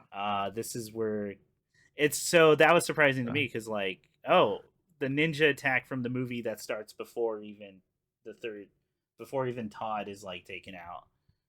It in the book, it's actually Knives' dad finding Yes. out that like Knives had a boyfriend Yeah. he thinks still has a boyfriend with Scott. Huh. Yeah. Which is very funny. And then let's see, did you see? Yeah, so the Lisa thing was by and large the best thing with me. Is this where they? Is it? This is the volume, right? Where they, where Scott, where they don't cheat, right? Where Scott doesn't cheat on Ramona. Where like But he passes out. but yes, Mhm. yes. And yeah, I actually have the panel up in front of me right now. I brought Okay. this panel up because it's probably my favorite bit of dialogue in the whole series. Oh yeah. Scott's worried. Hey, did we kiss? Did we make out? Did we hook up? And Lisa replies, "No, we didn't, because you pushed me away and started babbling about how you're so in love with Ramona, and I started to cry, and you tried to cheer me up, and we ordered pizza and got really loud, and then my sister came out and freaked out on us. So we shut up, and you fell asleep, and I went back to the guest room." And just like such a real piece of dialogue. It's so good. And So like good.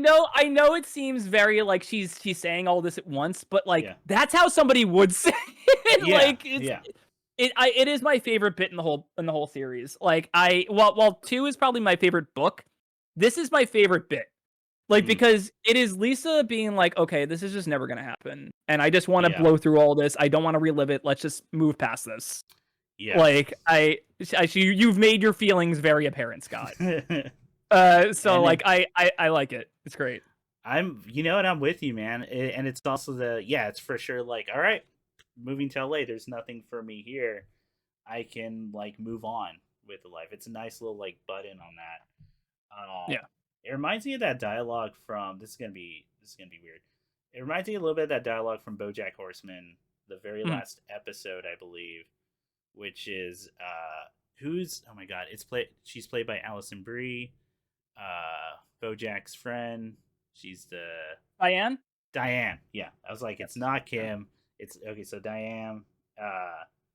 We're a little bit of spoilers, but the dialogue is such as, well, you didn't call. Well, the last call you gave me was you were gonna kill yourself, and I freaked out and moved back to LA.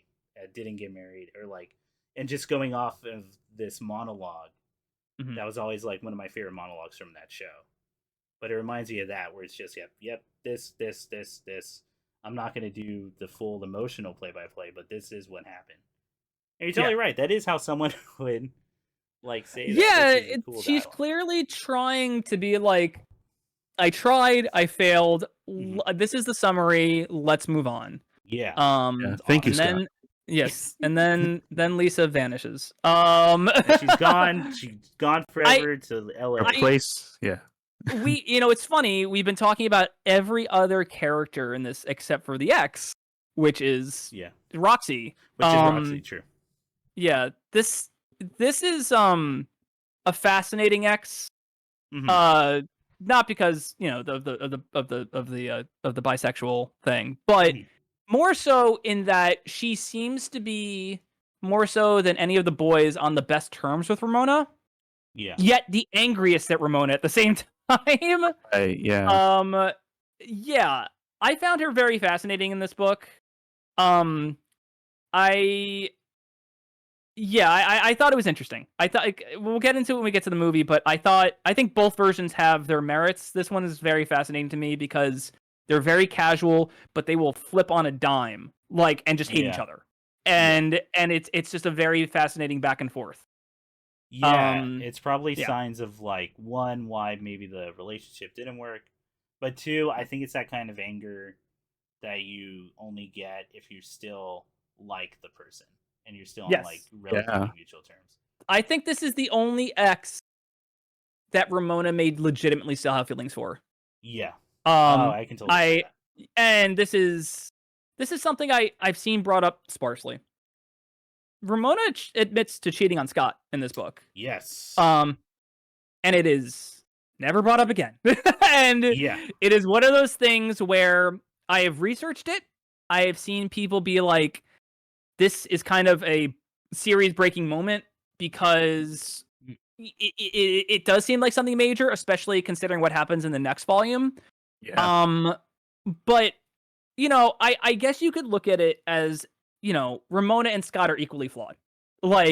Maybe Scott isn't as observant as Ramona, and that's why he kind of misses. Because when she says it, he's like, "But I love you."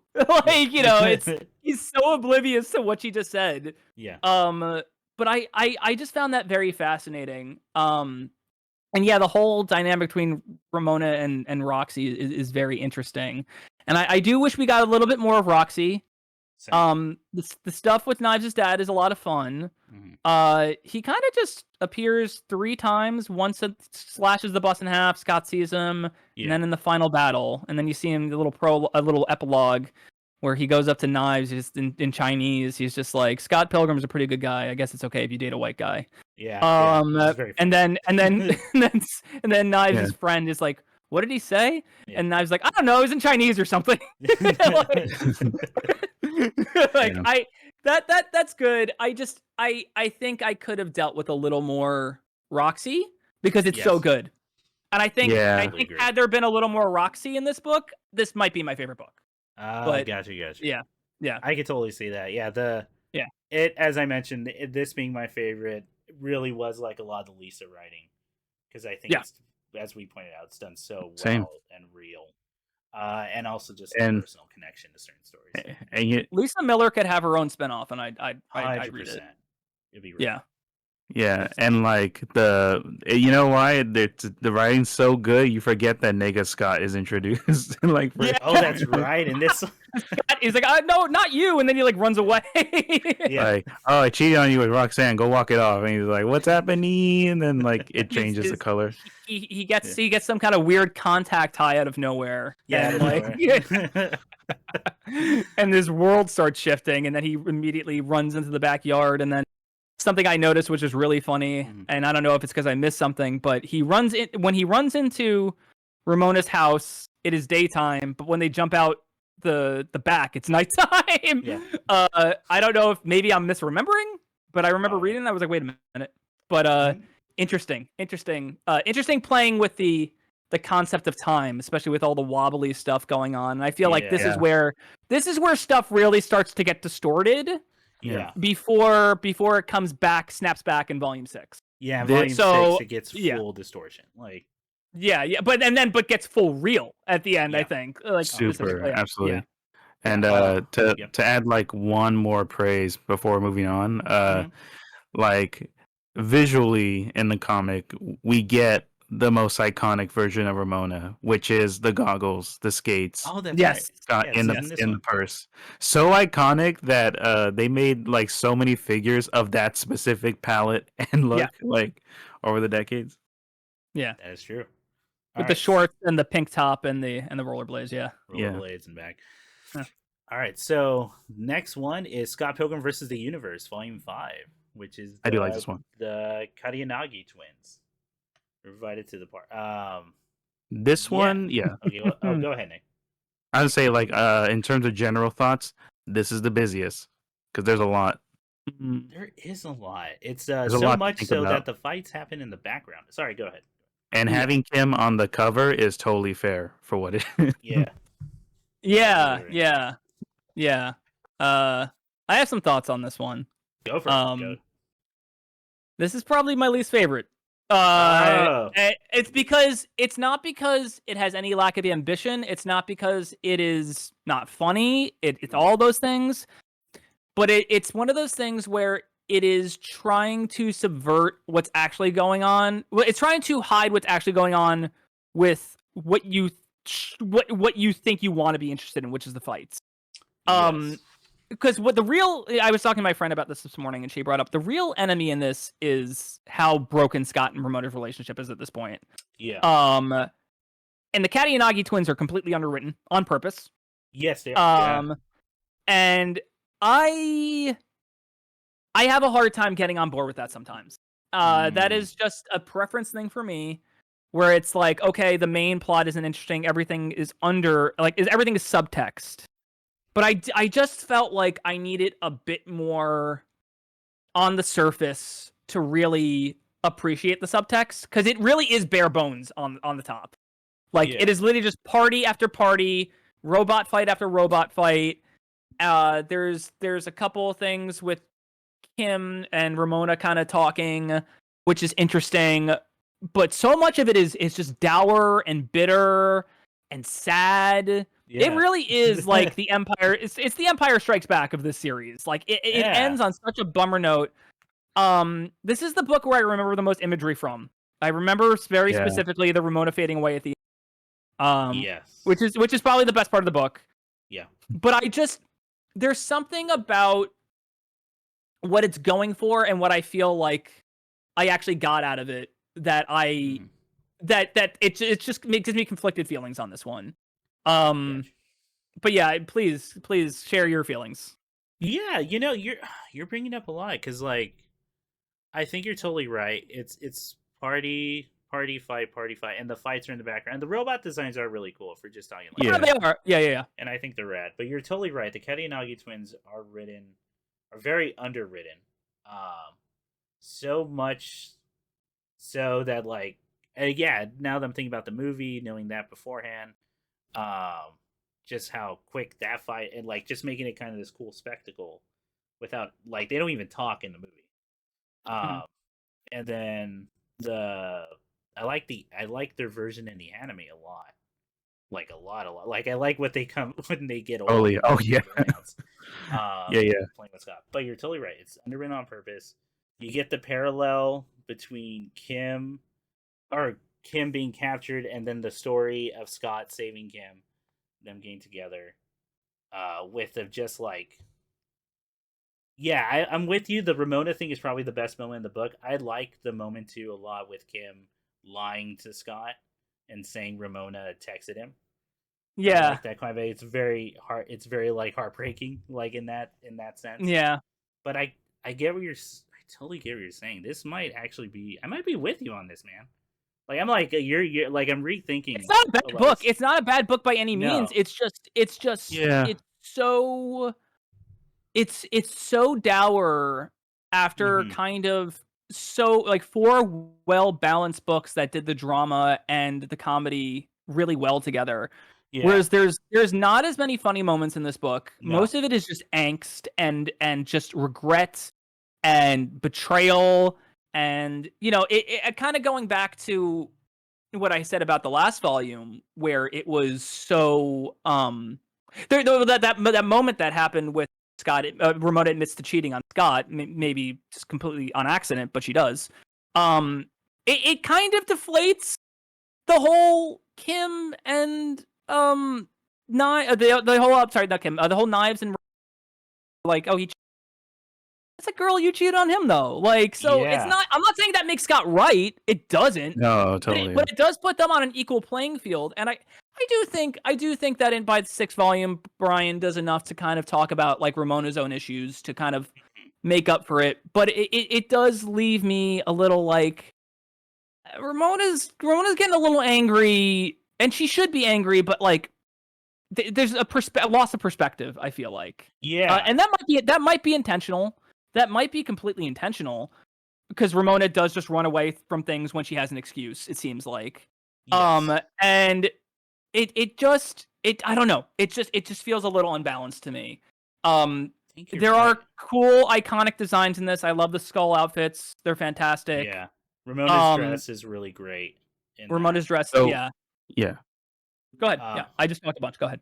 Yeah, no. Oh, sorry. Go ahead, Nick, because I was gonna keep on the knife thing. Yeah, no, I was gonna, since you mentioned visuals, I was gonna say one more thing I noticed, like in Volume 5 compared to these, because Volume 5 in terms of release, the date between 4 and 5 are the biggest, because each volume came out like a year apart from each other, but then 4 and 5 took 2 years, so Volume 5 is like 09. And I feel like it's kind of like when you read a manga long enough, you see the art style change. I noticed in 5 was like how more expressive and how shinier, and like how much more like, that was the main thing for me, was just how more expressions there are, and like, and yeah, like kind of like you mentioned, like all the, very much the imagery and everything. It's like it's getting better, but at the same time, yeah, it's like it's so weirdly like busy, and it's like sometimes there's focusing on things that you wish they focused on other things. It's like, and yeah, to Gary's point, like it is very much done on purpose, like just literally sliding the door on the big robot fight that's happening inside, just so Ramona and Kim talk. It's a lot this is the least fun one, I think. It's the least amount of fun in the manga, which is not necessarily, or in the comic, it's not necessarily a bad thing, but it is very noticeable when it's happening here. Yeah, I might be with you guys as like the weakest one, and now I'm a little bummed out because I really liked that scene with Knives in the bathroom, because like it's so heartbreaking. It is, but I almost feel like by Volume 5, by that point, my sympathy for Knives started to wane a little bit, and I think had it gone on even a page longer with her, I would have been like, okay, I'm done with this character. Because by the time she's fighting Ramona in the bathroom, I'm like, girl, like, come on, like get it together. And even Ramona says it. She's like, I don't know what your problem is with me, and then she admits it. But yeah, I just think it's the order of things. I think had she admitted that a little earlier, I would have been I think I would have been a little more kind to this book. Like if she had admitted it in the Lost volume and it played into the Roxy thing a little bit more, I would have been like, okay, this is perfect.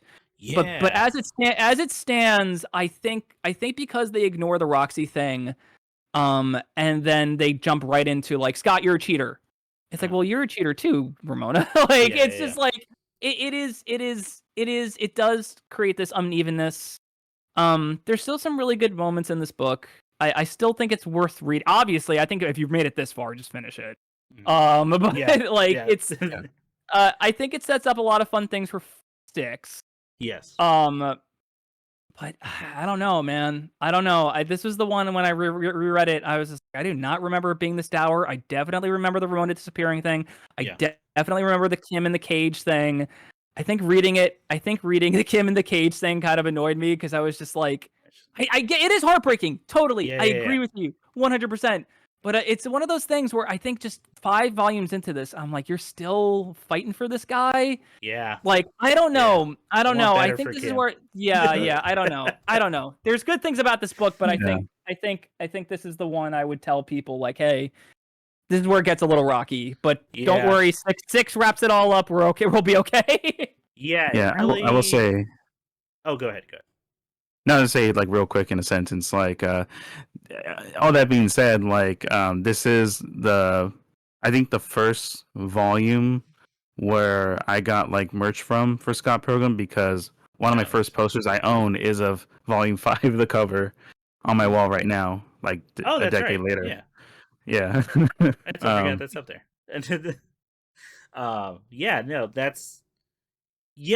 With 5, because like I can kind of see this thing of like, we want to start Scott at his lowest point in the next volume, although I would argue it's actually a few pages in we get Scott's lowest point for the next volume, so that to ramp stuff up, so it has to get dour. But I after all this, I think I'm kind of with you guys. This probably is the weakest volume, I think. Yeah. But that leads us right into volume 6, so we can start wrapping this up because we still got to record the movie. Is Scott Pilgrim's Finest Hour. So we start with him at his lowest. When does he get the apartment from his dad immediately? In that, this is so it's not all bad. Pretty well. It starts off with him hanging out. It starts off with him hanging out at Wallace's. Yes, and talking Wallace is like, hey, you got to get over her. It's over. Some guy took her from you. I'm over it. You should get over it. Yeah. And then he's playing PSP Go. He's playing PSP Go, and he's talking to Steven about it. Yeah. And then he moves into the new apartment. Yeah. He's playing Monster Hunter too. That really brought me back. But it was Wallace tells him you gotta move out, you gotta go outside, and he starts doing that. And it's bad. It's weird. It's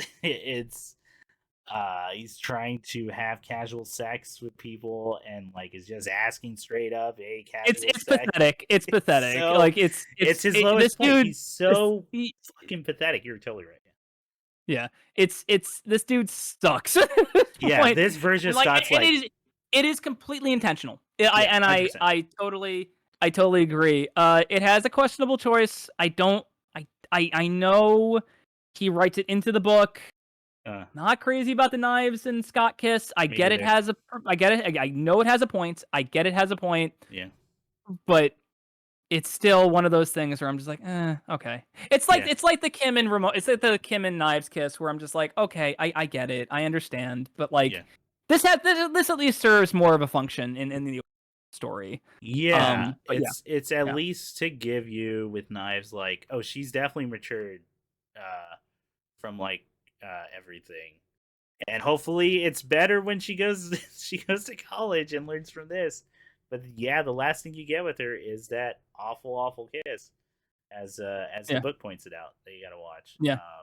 It is like, and it was awful for everyone, including you. Including you, which is great. Great. I like it how the boxes get smaller leading up to the text. It's really fucking cool. Just his lowest point, and you get a lot of the, as we kind of pointed out before, the time warping which is him walking into like bars and parties, thinking he's still at the same place, and it's like, no, this is Julie's party or someone else's party, and he doesn't even know who that person is. Yeah. Oh, One thing I go kind ahead. of wanted to, yeah, sorry, I was gonna say like real quick. One Go for it. thing about the final volume is like, from a visual standpoint, this might be the color version at its best. I Like, think I agree with you, dude. Like the color holy choices, shit! they totally Like, yeah, pop. Oh my god, it looks especially everything so with good. Gideon. Yeah, Again, everything with yeah, Gideon is so good. But getting a little ahead of ourselves here, he goes on that nature sabbatical yeah, with Kim, and he does find himself in nature. He finds Nega Scott, and like they have a little bit of a tumble as he has that nice moment where he finds himself. Yeah. Oh my god, is Kim getting on the bus the last volume or this one? Kim getting on the bus is the last volume. Scott gets on the bus in this one, Yeah, Scott gets and he on the goes to bus. see Kim, but not before hanging out with Envy. Yes. And there is a wonderful. I love. This is probably one of my favorite parts in the book or in Okay. the series. Where he's talking to Envy, and he's like, "Hey, you broke my heart, blah blah blah blah blah. Like you were kind of a bitch to me." But Envy's like, "You are completely misremembering this, dude. Yeah. Like it's like we are both culprits in this. Yeah. Like and like I played my part and you played your part. You got drunk, started fights with me. Like you can remember whatever you want, but I think I have a better memory of this than you do." And that kicks off this chain of events that leads up to Scott getting on the bus, going to see Kim, trying to make out with Kim. Also tries to make out with Envy too. Says that Yeah. to have casual sex with Envy. Goes up to see Kim, and they go on a sabbatical. Yes. And which is to kind of clear Scott's head about all of this stuff. Mhm. And tries to kiss Kim. Does not go well. Well, almost goes well. Kim almost kind of leans into it because, one of the things I don't think we've talked about is that there is this kind of frenemies thing with Scott and Kim where there are some panels where Kim hates Scott, absolutely despises Scott. And then there's other panels where she's treating it like she's almost trying to get the relationship back. She's using nicknames and stuff like that.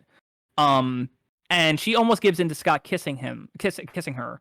Yeah. And she eventually has a great character moment, says no, and pushes him off. And then the Nega Scott thing happens. Yes. Yeah. Okay, so I'm so sorry to do this, but just because I'm looking at time, especially with the next episode, to get Ian on, we're gonna kind of rush through this last volume. Yeah. So real quick thoughts about some of the stuff for Envy. Sorry, that's why I was looking at like messages and everything. Yeah, we could do some quick thoughts. Why don't you guys go Yeah. first? I'll try to formulate something. Yeah. I'll go real quick to this isn't the introduction of Gideon. The introduction of Gideon's in the last one, which is Scott, when's a good time for you to die? I believe the last line. And then yes, we finally get to meet this. Although he's in scenes like earlier on in the series, we finally get to meet him and this kind of like obsession Ramona has with him. It's very like it's not a chip, right? Like is what I'm because that's just a movie. Is that it's a chip, but it is like this weird. It's both magic, but also symbolic of like. Yeah, Ramona's still kind of hung up about her last ex, or very much hung up. But also, Gideon's like this abusive asshole. He's fucking crazy. He has like women in cryostasis until the magic, their brainwashing's complete, or something like that, until he perfects the magic. But then the fight with Gideon is so fucking cool. It's very much this Final Fantasy like evolution. In terms of art style, of just him getting bigger and bigger, like all these abs and like flowing purple hair, which I bet you that was probably inspiration because he already makes a Parasite Eve reference with Envy's hair in there, which yeah, I recognize, and it's good. He's choosing the first game, which is the best game, and like, no, it's just I think it's actually a pretty cool ending. I like the kind of like mutual.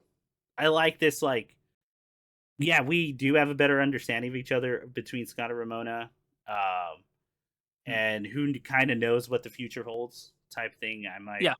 we might run away, but like we'll be together at least, or I love you and all that. Yeah. Yeah, I think it's definitely better than the fifth one, and I still like it quite a bit. I don't. It's weird. If I had to rank them, it might actually be like middle or like maybe Interesting. second from the bottom because although I Interesting. really like, man, do I like this more than 2? There's a lot of cool. I think Yeah. this is also where Brian has the most fun with the fight. Clearly, 100%. he has been building. Yeah, has been building up this. There's blood for like real like Yeah. actual bloodshed for the Yeah, first yeah. time in the book, which is it kind of ups the stakes because the other ones were so silly and everyone's turning into coins like immediately. A lot of injuries kind of keep people that have people unscathed. So I thought this book did a wonderful job of upping the stakes. I would agree with you. I'd probably put this in the middle as well. Yeah. I like the message at the end that nobody's perfect. We'll work on each other with each other, and we'll have each other at the very least, and we will get better. And I like that a lot. Same. I think that's a good way to end it.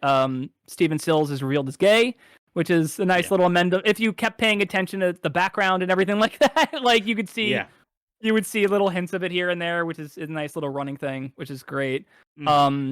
Kim and Scott start a band. I kind of wish Kim went off on her own, honestly. But, I really do. but well, you know, whatever. It's not the worst ending I can think of for her. It's fine. I don't know. It's a genuinely happy ending to this series, and I think everybody kind of gets what they need in the end. Yes, I think so too. Yep. I think O'Malley does a good job of like, you're right. Everyone gets a little something at the end, especially as we pointed out and talked about over the course of this podcast, is how much we like the side characters a lot, and like how that like really helps. It really helps with this series, just making one feel alive, but also just invested in this world. Yeah. Everyone's relationships. Yeah, what else is there to say other than when I finished it, I really enjoyed it, and I know crazy hot take. I thought it was really just well done and well put together. It's very much like, yeah, man, if I was although I like the knowledge I have now as someone who just turned 30 and like more with relationships and like just how people kind of work and everything, I got a lot out of this series. I'm trying not to bleed too much into what we got out of it, but like if I was a teenager, this would have been like a real bittersweet, like almost like the way Persona 4 got me when I was a teenager and I played that. This probably would have gotten me to like quite a bit, just like having to say goodbye to these characters. Sure, yeah, absolutely. But I really dug that. Nick, any thoughts about the volume 6? Yeah, I mean, I guess all my praises are kind of like pushing more towards like the visual stuff and like seeing how, when I mentioned before of like in volume 2, even back then with Envy and Natalie, like the pink backgrounds and stuff, you kind of get that again, like in this volume, like with, because this is obviously like makes it different from the film, but yeah, like Envy performing at the Chaos Theater. Yeah. And then like you get the moment after the fight with Gideon where I'm trying to find the exact panel, but there is like a few panels after where she's like it's pink background and then she's like talking to Ramona and stuff. Yeah, I think that's kind of what I appreciated. Like I think the color versions like really kind of helped like push a lot of those points, and like not only is it like one of my favorite like colored comics I've seen in a long time, it's probably up there for me with Snot Girl for him. But I still gotta read it. Well, I feel like 6 had like the most spreads, like the most like full body like panels. Yeah, it's big art. It's the big finale type thing. Yeah, and that is where his manga inspirations are coming from, because that is a very manga thing to do. Absolutely. Yeah, so definitely that's my thing. I think going to 6, just praising a lot of how much, like you said, story wise, and like how a lot of the layouts and stuff really is just showing the conclusions and where everyone's at. And yeah, it is very bittersweet, and I think like it works in its favor, especially in color, like seeing them fade away. Yeah, yeah. I love that line with him apologizing to Kim. And I know it's not. I know, like her just saying apology, except I like that she says that. Yeah. Not just like Yeah. thank you or anything. I like apology accepted a lot. I think that's really That's the Twister. 5th book. Yeah. Yeah, that's the is that the 5th? Okay, yeah, That is that's the right, 5th because he book. gives the lead. No, I got confused too because like the big moment with them in the 6th book is where she's like she gives him a kiss for good luck, and then she's like, and that'll never happen again. Never happen again. Yes. Which is that's better for Kim. And like, Yes, absolutely. Absolutely. Yeah, I like, man, young Neil just getting pushed further to background. Yeah, we kind of didn't really talk about young Neil that much. Yeah, but isn't that fitting for that? I'm so glad he gets it works both in the comic and the movie. His reaction to getting the Neil name, which is fantastic. Yeah. Oh yeah, he becomes more of a character. Yeah, I was surprised. I got a little bit like, yeah, good for Neil. Like even in this, even though I kind of saw it coming from the movie, I was like, yeah, fuck yeah, Neil. Yeah. there's I think the thing is there's so much to talk about in this book that we could talk about probably for like hours and hours and hours. Yes. We could talk about the whole series for hours and hours. I think we hit all the major points though. I think in terms of just skimming this and getting kind of what we thought of everything out there. I think we did a pretty good job. Neil was unfortunately a casualty as he was in the, but everyone else I think we talked about just enough. Yeah, there's a version of this podcast if we had much more time and for everything, where I'm like, okay, I wouldn't have dedicated 2 volumes. I would have done like characters, like each episode we just followed each one. You could, well, that would have been crazy. Yeah, but that's like maybe the future. Who knows? There's always more time in the future. Yeah. So let's move on to any final thoughts before Final 6 before we get into what we got out of it. Sure. Yeah, I mean, listen, I think this is just a really good series about growing up more than anything. Like, I think by the end, when Scott just confronts his dark self and realizes, oh my god, I fucked up so much stuff, I need to make this right. Yes. I think that's all really well conveyed in this. And despite some of the warts in the later books, I still think this is pretty much like essential comic book literature. Like I think you should read this when you're 15, put it down, read it again when you're 25, put it down, and then read it again when you're 35. And then see what you take from it each time. And we'll get into that in a second, but I think it works a fascinating time capsule in that way, where it's like, see how you were at each point of your life when you read this. How much you related to this character and how much you relate to them now. So I think it's good. I think people should absolutely read this, and I think it stands the test of time. Despite some of my issues. 100%. It's why I was excited to reread the first 3 and then read this. Just because that was always a blind spot in my comic like upbringing. Especially as someone who read a lot as a kid growing up. And I definitely should read more. I just don't read as much, so I'm a little bit more picky about what I pick. And then, Nick, any last thoughts about Volume 6 before we get into what we got out of it? No, I think we covered most of it. The only thing I will say is, like, yeah, I totally agree on Gary's point about, like, a time capsule, both emotionally and, like, and like in where you are in your life and your mindset. Like that's sort of one thing, especially in the comics, where it's it's kind of weird. Like there's this whole thing of like I don't know, because I have friends that are like they get really cynical with stuff with comics and stuff. I think or storytelling, like the whole like this is this and this is that. Like if you've seen enough stuff, because we talked about before, like they're all the same and all that. But I feel like as I gotten older, I feel the opposite. I always felt like I end up appreciating more of what they achieve in that time. And like, I think I just have more appreciation for what Brian O'Malley like achieved. Because I remember like right after reading Volume 6, I read Lost at Sea.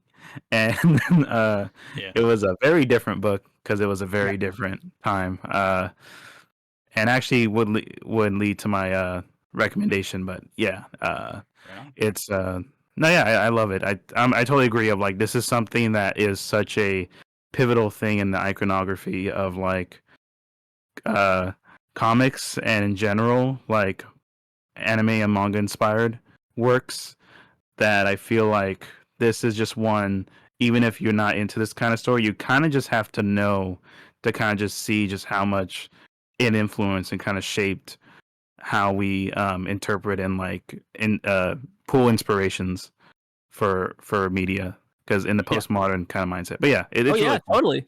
100%. Yeah, Nick, and you know what? That's a great lead into the falling action of what we got out of it. So, I would like Gary as our guest. I'll let you choose. Would you like to go first, or would you like one of us to kind of do it? Yeah. How about you guys lay the template, and then I'll see what I can do with it. Okay. Yeah. So what I got out of it was a big ego boost. In that, I feel pretty good about how I view relationships now than when I did. Very brave. Than I did when I was younger. It's as y'all pointed out, like, yeah, and I mentioned this was a blind spot for me in terms of comics that I always felt kind of guilty about, especially because I felt like I'm very much a person of like, yeah, I gotta look up the classics or what's considered good, even if like I don't have an interest in them, because I want to know what the climate was at the time, or like what are people drawing inspiration from, and what was kind of like the cultural touchstones for everything.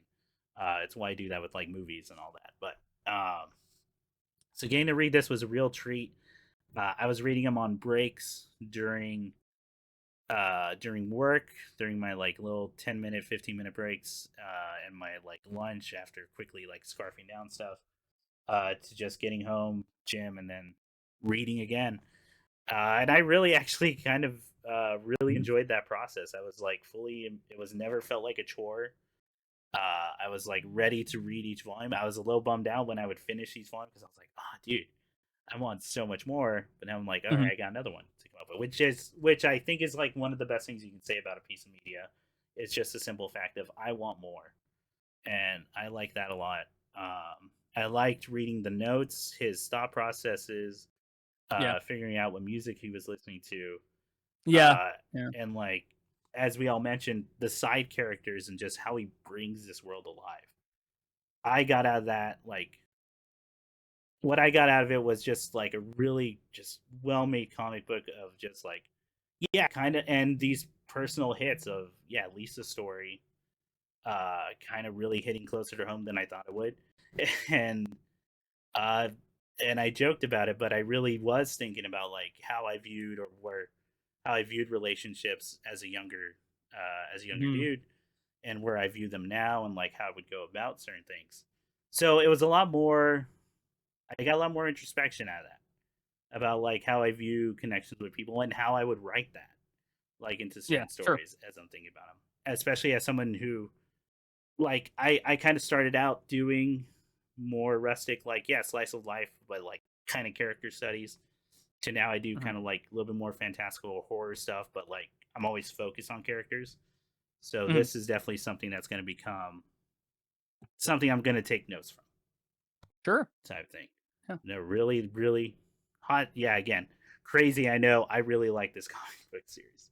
I had a great time with it. Yeah. Yeah, go ahead. I can go. Yeah. I feel like my experience with it very much mirrors yours, where man, I've grown a lot. Yeah. Like it's wild, honestly, reading it now and then reading it back then. There were things going on in my life then that I was grappling with, that I, looking back, I was like, oh man, like you really were mirroring that comic, huh?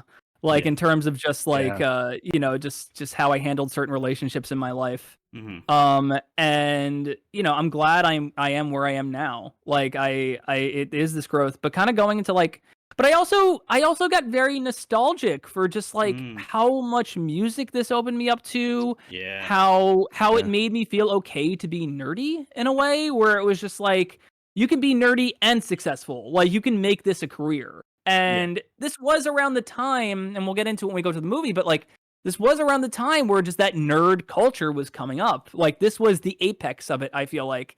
And now I feel like we kind of look at it and I'm like, oh, cringy nerd, like loot box, like, but but like I don't know. I think there is something still very true about what Brian has put on the page in terms of just showing off your influences, not being afraid to just put your faves out there. Yeah.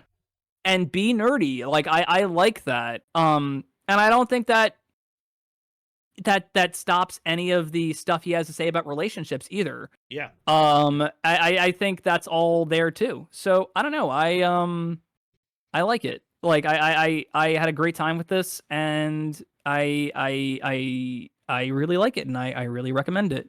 Yeah. Once again, with the warts, like I was like, yeah, this still slaps. It's still good. Yeah, no, 100% with you. No, that's oh man, I could go on a tangent, but you're totally right about like, you know, wearing your nerd stuff on your sleeve, but also like not letting that get in the way, or even accenting just talking about real shit, like talking about relationships and like real life stuff. Yeah, and that the nerd stuff is very much a part of you. I think some people kind of look at this book, the series, and they're just like, oh, like it's about a nerdy dude who kind of falls, like it's like a toxic nerdy dude, and the nerdiness is why he's toxic. And I don't think the nerdiness is why he's toxic at all. Nor do I think it's like ever seen as like, at no point in the book do I see Scott's interest in games or comics or music ever as like the problem with his mental state. Yeah. Those are all things you can hang on to, and he does hang on to them consistently through the book. It is how he is living his social life that's the problem. Yeah. Like that's the real problem. The nerdy stuff is a smokescreen. Yeah. Like that is stuff you can like well into your 80s, 90s, 100s and still be fine. It is the nerdy, it is the relationship stuff that is the true core of it, and that he has to fight to get to realize, I think, to what he's doing wrong. I think that's kind of what I took from the book. Hell yeah. No, definitely. And I feel like we can talk about that topic in and of itself forever. But Nick, what did you get out of Scott Pilgrim this year? Yeah, I feel like I kind of brought up in my last point for the volume 6, where it's like I got out of it sort of a time capsule, and you know what's funny? I view Scott Pilgrim, I internalize it the same way, you know, when I listen back to like the first and second album of Gorillaz, where I feel like I'm getting very much, like you said, it's wearing everything on its sleeve. You're getting like it's a weird subtle, because back then like the only subtle like inspiration from manga you got was like anything from Rob Liefeld, where he would just do layouts inspired by older manga. Okay. Interesting. So I feel like this is one, same with Gorillaz, where like it is such a celebration and inspiration of like everything it's pulling from. And it's like, yeah, I feel like that's a lesson I kind of internalize of like letting this sort of era kind of, you know, and we can even argue that with like all the other stuff around this time that we even mentioned prior, of like Fully Cooley and all that, where it's like this sort of nostalgic, appreciative like feeling of like, yeah, like it is interesting to go back to it and just see how much you change and how like much it's changed in terms of like, or where its place changes in people's cultural outlooks. And I don't know, it's interesting, yeah. And I think I got out of it that I think every time I read Scott Pilgrim, I get like out of it something a little new, a little different, and I think that just shows just how much went into it. So yeah, that's what I got out of it. Oh yeah, dude. Oh, awesome. Hell yeah. Well, that's what we got out of it. So we're gonna do the denouement, which is our recommendations. But I want to say, real quick before we start recommending, one, thank you, Gary, for joining us very much on this episode. Yeah, it's been awesome. Fun. And yeah, we're gonna do the movie one right after this. But Gary, what would you recommend to people having just either listened to this podcast, just read the Scott Pilgrim? What would your recommendation be? I've got a couple of recommendations, if that's okay. Yeah, just really, I'll lightning round them. First one is Lucky Penny by Anath Hirsch and Yuko Oda. It is a book about a girl who lives in a storage unit and is just a total mess. So if you like kind of the social catastrophe of Scott Pilgrim, you'll feel right at home here. I'm gonna recommend another I'm gonna recommend a webcomic that's been collected several times over, but it's a fantastic webcomic called Octopus Pie by Meredith Gran. I heard of that one, yeah. Octopus Pie is fantastic. It's just about two roommates, one who's a little self-serious and one who's just a wacko, and they are amazing. I won't go into much further than that, but it's once again the kind of urban vibe of Scott Pilgrim, of just hanging out in the city with your friends, growing up, like going through your 20s and everything. It's really good. Meredith Gran, you might know her brother. She is. I just want to say, I don't want to find her by her brother. She is like a crazy good artist and like amazing. And I probably got into Octopus Pie before I got into her brother's stuff. But her brother is Yukino Joe, who you might know from Dog of Wisdom, which was an online meme for a while. He did the that thing. Yeah. So and he's an amazing animator, and he's an amazing animator in his own right. And I say this to plug a quick stream they do called Thing Is From the Past. It's a game stream they do where they talk about their lives growing up and how they kind of view entertainment and everything like that. It's really cool. And then I want to recommend Hench Girl by Kristen Goodsnuck. Hench Girl, hell yeah. Yes, who's a personal friend of mine. She actually drew me into one of her books. She drew me into her Making Friends series for Scholastic. But Hench Girl is the one I would recommend if you like Scott Pilgrim.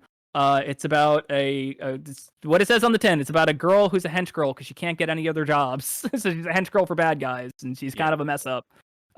It's great. So all these are about kind of like mess up 20-somethings. Also, listen to Sloan. Sloan is mentioned several times in Scott Pilgrim. They're a great band. That's how I got into them. Got it. I'm probably gonna check them out next. Yes. Nick, what would you recommend for this podcast? I would only recommend two things. One is a history reading, and one's a current reading that I'm falling in love with. So I'll start with one relevant to Scott Pilgrim.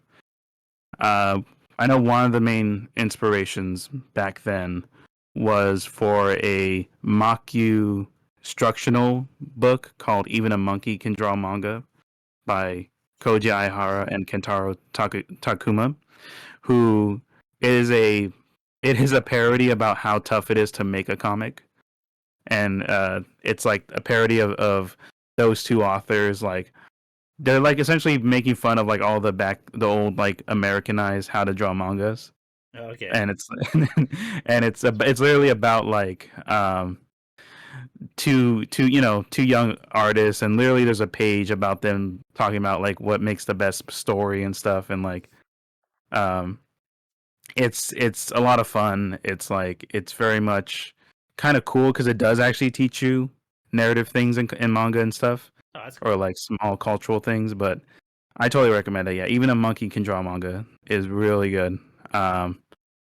And in terms of a new reading, I'm reading, Chris, this one's for you. And I was hoping Ian would be here because I want it, because this screams you. Okay.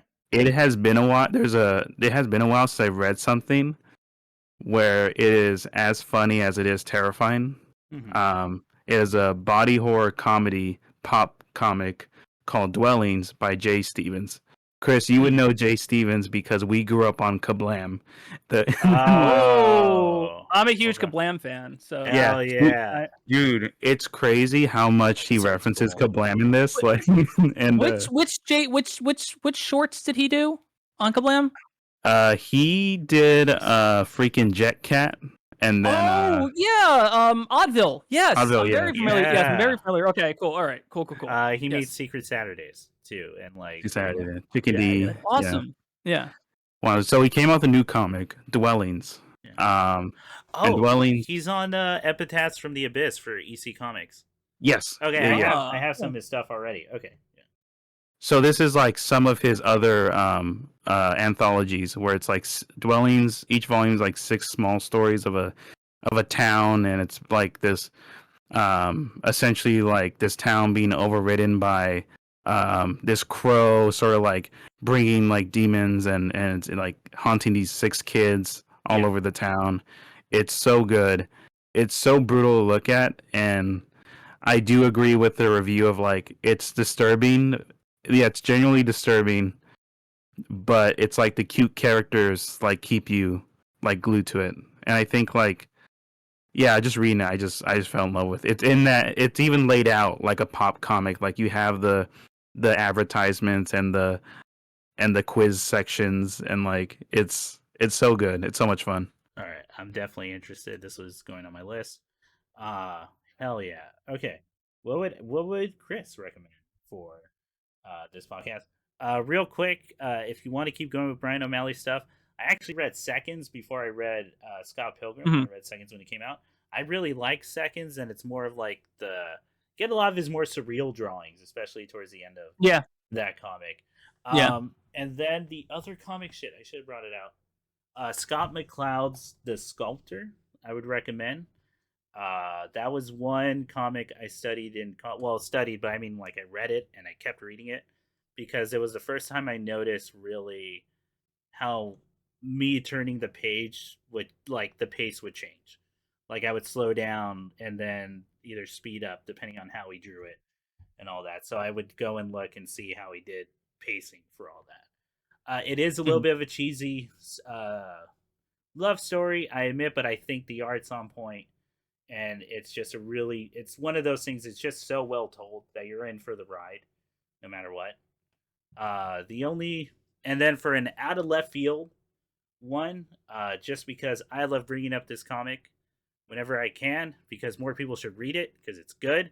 Is a web comic called 6 Billion Demons, or Kill 6 Billion Demons. Huge fan of that work ever since college. I don't know what's happening with the hard copies with Image, but I have all of them. I don't know if he's going to keep putting out more, but he puts out a page a week, and the art is killer. If you want, this is kind of like a little bit of the flip of like Scott Pilgrim in the sense the crazy, surreal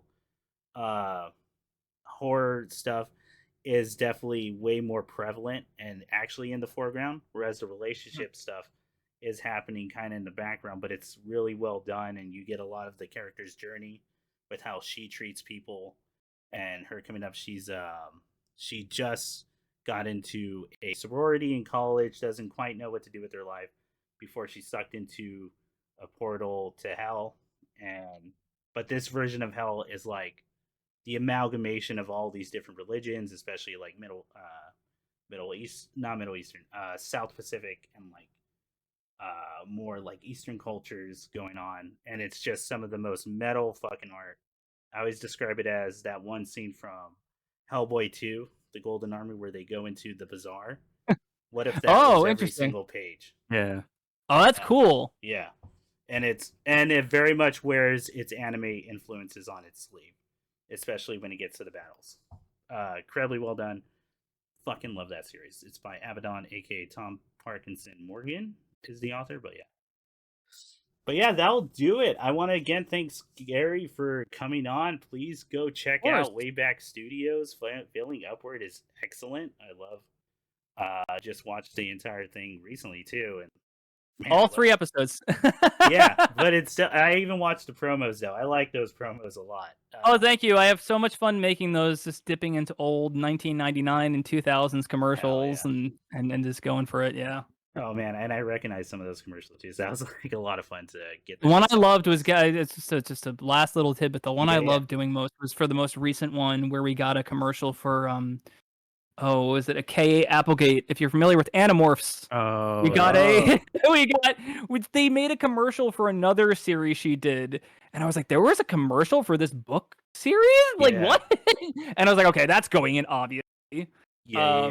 But no, that is my favorite part of the whole like release cycle is doing those. Yeah, you guys should be proud of that. That's good stuff you guys are putting out there. Go check out. By the time this comes out, the Starstruck Patreon will be up, right? Yeah, it's the WaeBak Patreon, patreon.com/WaeBak Studios. Yeah.